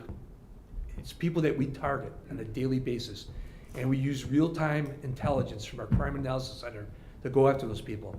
And to the credit of the men and women that go out there and stop these cars and get guns off the street, it's no easy feat nowadays. And they're taking their lives in their hands each and every time that occurs. So I can't commend enough the work that's being done by the men and women on the street in our criminal investigation division. So thank you for letting me speak. Yeah, absolutely. And I just wanted to touch base on a couple more things in regards to that. I think the standoff, I was watching, people's comments and stuff like that, and they're like, get this over with, get this over with. And I think that it's important to realize that no matter how long it took for you to get that gentleman out of that house, nobody was injured, and I think that's the most important part. And obviously the training and stuff like that your department's been through is a testament to that. Yeah, and incident. that's another problem we're facing right now. There's mental health issues, there's substance abuse issues, homelessness, and it all seems to be tied a lot to the mental health situation that we have in this county. I can tell you this much: our work is triage. We have a 941 statute that basically says that we could do an involuntary commitment for people that we suspect are mentally ill and maybe causing harm to themselves or others. But our role is to take them to a hospital. The problem is that we're not seeing that long-term care. And one person in particular, we've sent them up for mental health evaluations 26 times through the course of the year. And sometimes these people commit crimes because of their mental illness. So there has to be a solution from the state. You just can't deinstitutionalize all these facilities and limit beds, and then put people on the street that can't fend for themselves. And that's what we're seeing. And truthfully, when we talk about homelessness, mental health, and substance abuse, they're really not police issues. I mean, they're really social issues that haven't been addressed by the state. And until that's solved, they come up with a bigger plan. I mean, it's gonna fall on us. And the amount of people that we have for barricaded subjects is out of control. It's almost like a weekly thing now. And God forbid if it goes wrong, we'll have the state in and investigate, why didn't you use all these, all these tools to your advantage? And it's not easy. It's not easy when you're dealing with someone with weapons and they're threatening other people. But thank you. Yeah, and I think, and this is the last thing, and then I'll wrap it up. I'll give everybody else the opportunity, so I apologize. But I think it's important, too, to realize that the cooperation between the fire department and the police department when they are responding to a fire call, for example, at one of the apartments, they went in for a response for a fire, and they found a gentleman with a loaded handgun that was just involved in a domestic incident. So I just think all around it's a scary situation for everybody. And in that situation, I'd rather be carrying a gun than a backpack trying to keep my We are breath very going. fortunate. We have one of the best fire departments, I believe, in the entire state. And I will tell you, we have a great working relationship with them. And unfortunately, we had an incident at the Lillian and Cooper Apartments where a person was armed. And it was the fire department that was there and had to face that person. With the cooperation, we were able to chase that individual down, make an arrest, and recover a loaded handgun. But that could have gone bad. The only other thing that I wanted to mention, I'm One sorry, more. but he just, Sorry. I know, Sorry. I'm long-winded, and we can have a committee meeting if we need to in the future, but No, this is it's good. just something This that I is- thought, that I just thought about. Obviously, you go through a roll call with the police department every time somebody, every shift, and, show the people that you have that are out on the streets and that, whatever, criminals that have not been caught yet. There was an incident that I know of that there was a sex offender that they couldn't locate, and the fire department had responded, and recognize that person. I guess if you, would it be something that you could maybe add to and maybe including the fire department and some of the descriptions of, this is a sex offender that we can't find. If you do respond to a call, if this is a criminal that, if you do respond to a call, should be on the lookout too. I thought about that the other day, and that's maybe something that we could look into in the near future of including them in parts of that. Maybe just like a general email and saying, these are the list of people to be on the watch for. Believe it or not, we have talked about that. One of the things that we have to be careful, some of the information can only be shared through our Crime and Analysis Center for other law enforcement agencies, but you're right, there is some information that we could impart to the fire department, and I think that's something you'll look into. Yeah. I appreciate it. All right, I'm done. Thank you. Thank you. Third District, Councilperson Celeste Friend. You almost caught me off guard there, Mr. President. Okay, I wanted to talk just kind of quickly about three things. In no particular order, I do want to really thank all of the union workers and their leaders who showed up tonight. I love seeing a full room in the council. Those people give up their personal time to come down here and contribute to the political process, and I think that's really terrific. I think that's democracy in action. I love to see it. Also, for anybody who didn't listen to the interim superintendent's interview yesterday on Talk of the Town, Brian Nolan was interviewed on Talk of the Town yesterday morning, and it's really worth listening to. Very interesting, and I also think it's democracy in action. Last year, the city elected a school board who takes seriously their role to oversee the superintendent, and that sort of, there's a lot of things coming out of that, and you can learn some of it just by listening to this interview with the very, very excellent, I believe he's quite excellent, interim superintendent Nolan. And then, so that's another win for democracy. And then the third is that there's a new organization in town, and so speaking of what the chief and Sam were discussing, ICANN applied for a really substantial grant from the state for a program called SNUG, and SNUG is gun spelled backwards. So they're just sort of standing up their operation.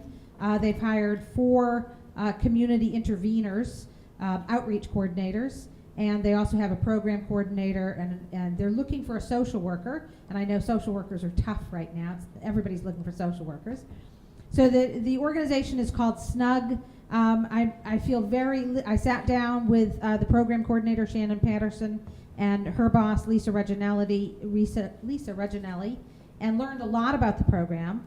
It made me feel very optimistic for the city and for the possibility of intervening in these kind of gun violence cases before they get to the point where our criminal investigation division has to do the hard work of solving these murders.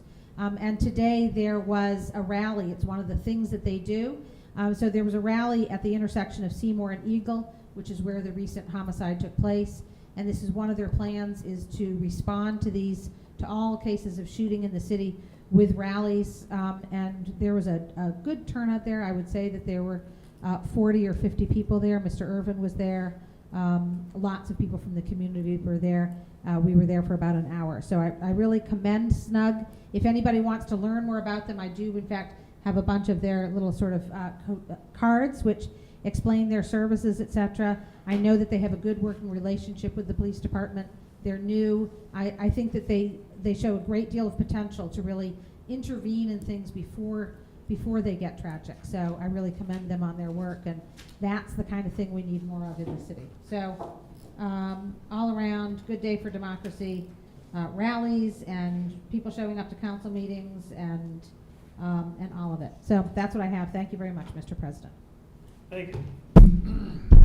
Councilman at Large and Minority Leader Bart Blanton, you have the floor. You know, I want to say it, but I'm not going to say it, so I have nothing to pass right now.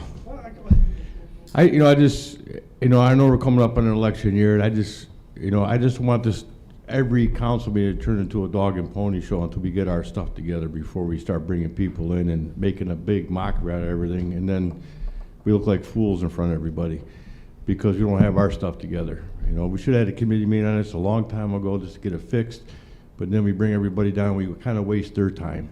So I hope for this upcoming year that we don't turn into a dog and pony show every council meeting because people are running for office and everything else, because it gets tiring and it gets old, you know, because it's all gamemanship. That's all it is. So I've been there, I've seen it many times, other people running up for office the following year, and they start using all kinds of political stuff. So I just hope that doesn't become a big problem every council meeting we have. That's all I have, thank you. Thank you very much.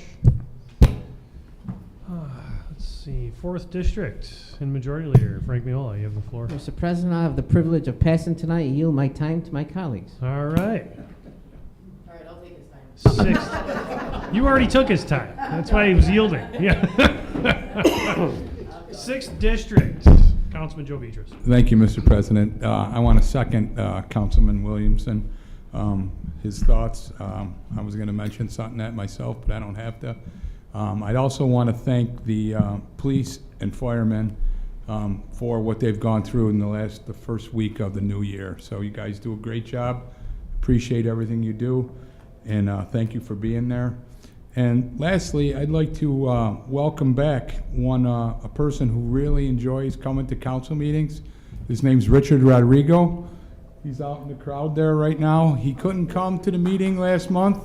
He had a full knee replacement, and within a whole week, we made him drop the walker. Yeah, and the cane. Drop the cane, and Richard is out working hard every day, and let me tell you, Richard gets next to me on the treadmill and he schools me about politics from 1950. He knows everything you could possibly know, so I just want to welcome you back to the council. I know it means a lot to you to come to the meeting. That means a lot coming from you, my friend. Okay, that's all I have, Mr. President. Thank you. Great. 5th District, Councilperson Venice Irvin. Thank you, Mr. President.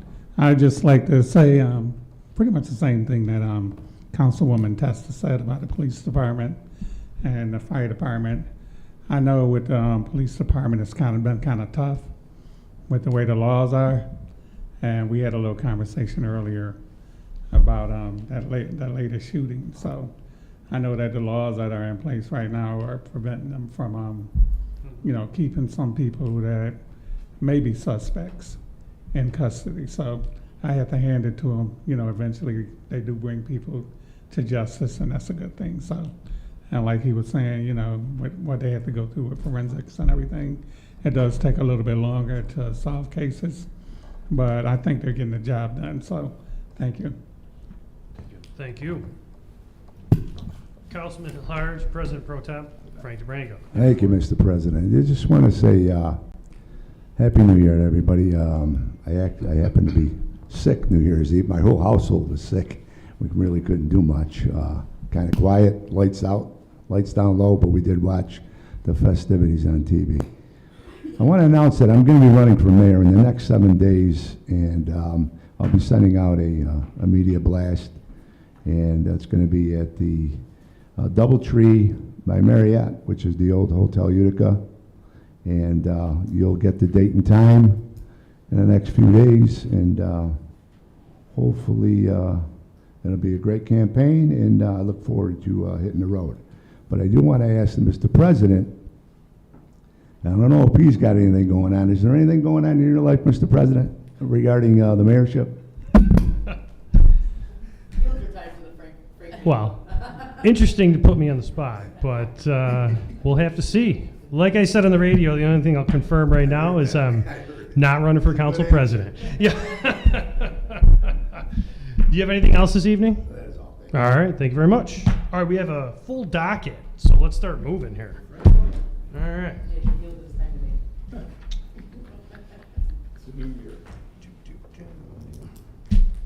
All right, proposed ordinance number 1, surplus equipment. Would someone like to move this? Mr. President, I'd like to move it, but I'd like to move it to motion for an amendment to simply attach, be it further ordained, attach the memo that is offered by Captain Basner and Frank Matullo, the photos.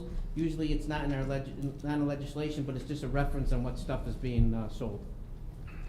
Okay. Is there a second to the amendment? Second from Burmaster. Anyone opposed to attaching the memorandum and photos to this legislation? Any opposed? Okay, is there a second on the legislation? Second. I'm gonna go with Friend, she got her hand up. Your votes? 9 yeas adopted. Mr. President, I'd like to motion to refer ordinance number 2 to committee. Is there a second? Aiello is the second. Any opposed to placing ordinance amending the fees for use of the band shell in committee? It's in committee. Proposed resolution number 3. This is a municipal ethics board appointment sponsored by Councilmember Miola. Is there a second? Second from DeBrango. Be it resolved that pursuant to section 2283 of the City of Utica Code of Ordinances, the Common Council does hereby appoint the following named person to the Municipal Ethics Board for a period of 5 years, commencing from January 1st, 2023 to December 31st, 2027. It's Ronald Gaetano. Ethics Board appointment. Resolution number 3. Yeah, no, I gotta be honest with you, I don't feel comfortable appointing anybody until we clarify the makeup of the body, right, as it stands. According to the, original intent of legislation was the Board of Ethics was supposed to be an even playing field as far as political parties go. And right now, it is not even. All right, with that said. I should have brought that up before. Well, hang on, with that said, there's a motion and a second. This is on the floor. Are you gonna make a motion before there's a vote? Listen to me. No, I have no problem with Mr. Gaetano. Right. The problem is that I just don't, we need to figure out if we appoint Mr. Gaetano, who's gonna be removed from the board because of the makeup right now. Well, no, he's getting reappointed. So what happens is there's 3 Democrats. Hold on a second. Hold on a second. Is that all you had to question on this? I already explained it, Mark, earlier. She wasn't here. All right, Councilman Williamson, you wanna briefly explain this too? So anyways, last week, myself and the majority leader, Frank Miller, we were looking at it, and it brought to my attention that one of them, there's 3 Democrats on the ethics committee. You got 3 Democrats, 1 Republican, 1 conservative. You can't have 3, you can't have a majority of one party over the other. So, but those are not our appointments. That's the mayor's appointments. So you got 3 Democrats that are mayor appointments that cannot be on that. And he needs a balance, so he has to. Needs to balance it, but majority leader's taking care of that. So the administration's taking care of it? Yes, they're gonna have to replace it. All right, so Councilwoman, do you have any other reservations or comments before we vote on this? I guess that's all I was saying is that maybe we should hold off on any appointment, because what if he doesn't make that appointment and he has to appoint somebody that's of the different political party and it doesn't work out? I know it's been reappointed, I like Mr. Gaetano, it has nothing to do with him, but I mean, I would just like to at least see that it's an ethics committee and we're not talking about ethics. Well, this is a resolution, so it's on the floor for a vote. So you can either make a motion to commit, and if you don't make a motion to commit, we're gonna bring it to a vote. No. Well, I'm just saying. I'm not gonna take, I should have mentioned somebody's name. There's nothing to do with him specifically, I just wanna make that clear. That's understood. So I will vote for him in regards to that, and hopefully it gets settled very soon. Okay. I will work on the merit for Republican. Your votes. Yeah. Thank you. Thank you, Samantha. It's understood that the comments were procedural. 9 yeas adopted. All right, thank you. Proposed resolution number 4, calling for a public hearing on the sale of 1306 Seymour Avenue. This is a sale from the Urban Renewal Agency to Ha Kin for a sum of $250. This is the public hearing. Sponsored by Councilmember Irvin. Viola is the second. Your votes. 9 yeas adopted. Mr. President, motion to refer ordinance number 5 for the sale of 1306 Seymour Ave to committee. Second. Any opposed? It's in committee. Proposed resolution number 6, calling for a public hearing on the sale of 1636 Dudley Avenue from the Urban Renewal Agency to Omar Mohammed El Hafiz and Islam Mohammed for a sum of $43,000. These public hearings will be held on Wednesday, January 18th, by the way, which is in the legislation. Your votes. They got you. Okay.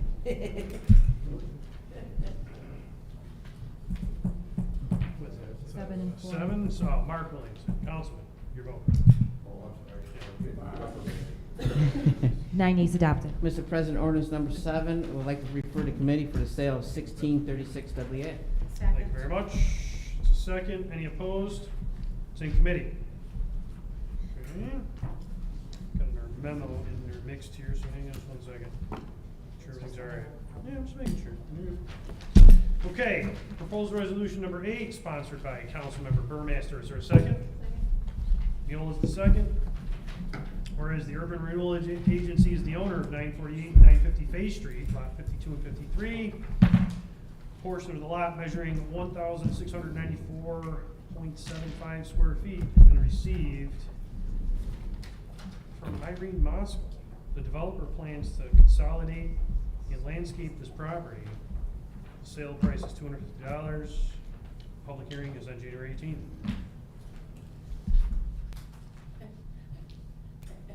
Maybe we should just add a picture of the lot. Oh, come on. You should see it. Sorry. Who was the second on that, by the way? You should have seen that one. Miola, your votes. 9 is adopted. Mr. Ordinance number 9. Mr. President, I'd like to refer to committee number 9 for the sale of the lot. Oh, wait till you see this. Bob, you measured that yourself? Oh. Pardon? You measured that yourself? Who's the second? Second. Thank you. Any opposed? It's in committee. Proposed resolution number 10, calling for a public hearing on the sale of 948 and 950 Bay Street number 2. Make a motion. Okay, it's actually moved by Burmaster. Is there a second? Second. Okay, thank you. Whereas an offer to purchase a portion of the lot measuring 2,385.05 square feet has been received by the URA from Cassandra Stevens, and the developer plans to consolidate and fence this portion of the property. It's a sum of $250. Public hearing will be January 18th, 2023. Your votes. Public hearing. 9 is adopted. Mr. President, I'd like to refer ordinance number 11, the remaining part of that parking lot to committee. Second. Thank you. Any opposed? It's in committee. Something weird going on. Proposed resolution number 12 is sponsored by Councilmember Aiello. Is there a second? I'll second. All right, Burmaster's the second. This is for 714 Blandina Street. What's going on with it? Squeaky.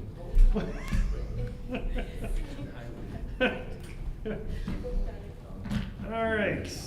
An offer to purchase 714 Blandina Street has been received from Ziho Grisonia for a sum of $18,000. Your votes. 9 is adopted. Thank you very much. Mr. President, I'd like to refer ordinance number 13 for the sale of 714 Blandina Street. Second? Second from DeBrango. Any opposed? All right, it's in committee. Proposed resolution number 14, sponsored by Councilmember Aiello, calling for a public hearing on the sale of 1106 Parker Street. Did we see this not too long ago? The second is DeBrango. Bobby Burmaster. Or, oh, I said DeBrango. You're looking over there. Thought I was bad. Sorry about that. Burmaster, second district. That's the second. This is Mariana Garo and Dahian Barrio for a sum of $15,000 from the URA. Your votes. 9 is adopted. Mr. President, I'd like to refer ordinance number 15 for the sale of 1106 Parker Street to committee. Thank you. Any opposed? It's in there. Proposed resolution number 16, Councilmember Beatrice sponsors. Is there a second? I'll second it. All right. Burmaster. 1207 Blandina Street to Eldon Zuke. Sum of $45,000 from the URA. Your votes. 9 is adopted. Mr. President, I'd like to refer ordinance number 17 for the sale of 1207 Blandina Street to committee. Okay. Second from DeBrango. Any opposed? It's in committee. The next piece is resolution number 18. It's sponsored by the minority and majority leaders, so we need a motion on this to move it. Make a motion. All right. Are you the second? All right, thank you.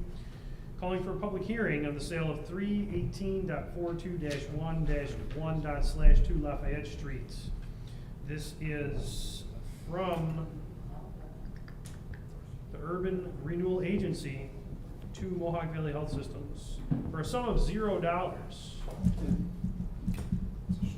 How is there a tax number for a street?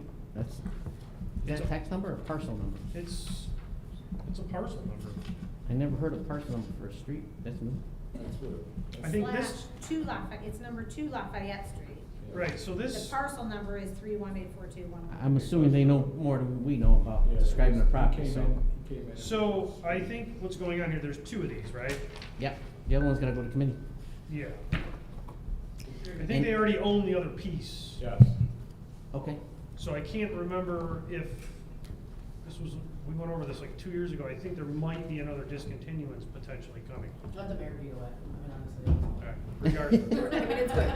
I know it's good, I'm just explaining that this was a situation where they owned one side of the street, then they're gonna own the other side of the street, they're gonna own everything around the They street. came into the URA meeting, it's a street, right? Right, were you there? Right, so your vote's on the public hearing. Which we could deal with this. Nine is adopted. Mr. President, I'd like to refer ordinance number 19 for the sale of Lafayette Street to committee. Any opposed? Alright, DeBrango was the second on that. Alright, proposed resolution number 20. I need a motion for Commissioner of Deeds. Motion for Miola. Be it resolved that the Common Council does hereby approve the following person eligible for appointment to Commissioner of Deeds in and for the City of Utica, New York within the term ending December 31st, 2024. Nadine Baroncini.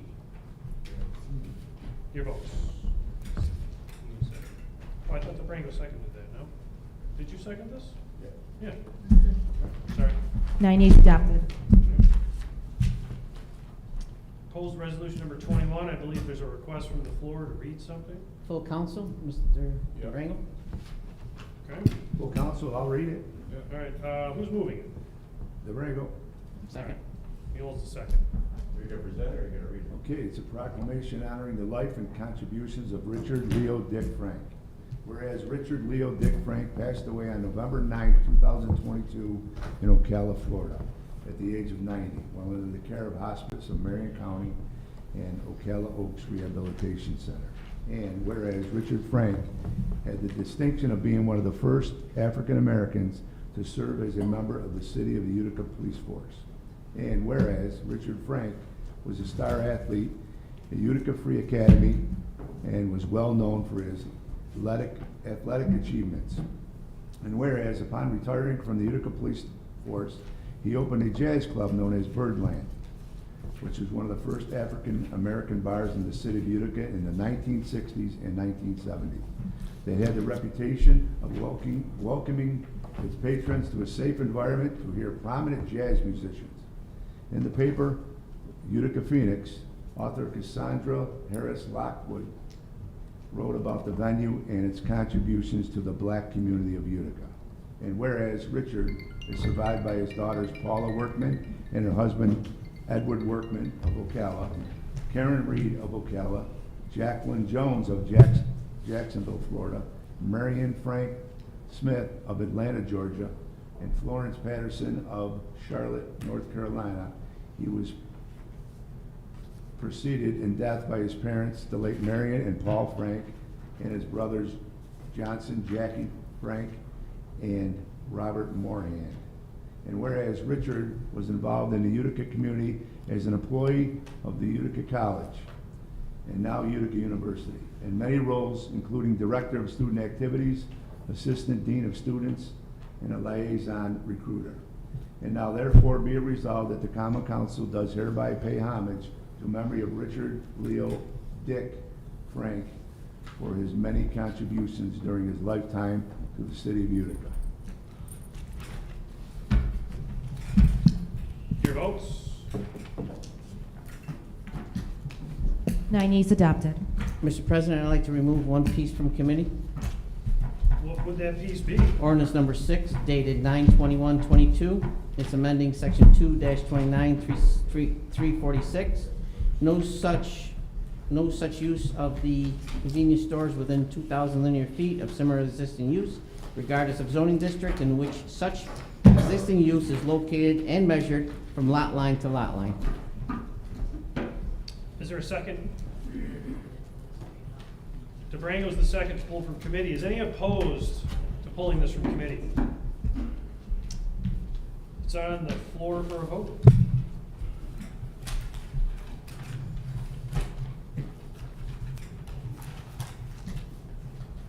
He's adopted. Mr. President, I'd like to motion to close. Anyone? Have a great evening.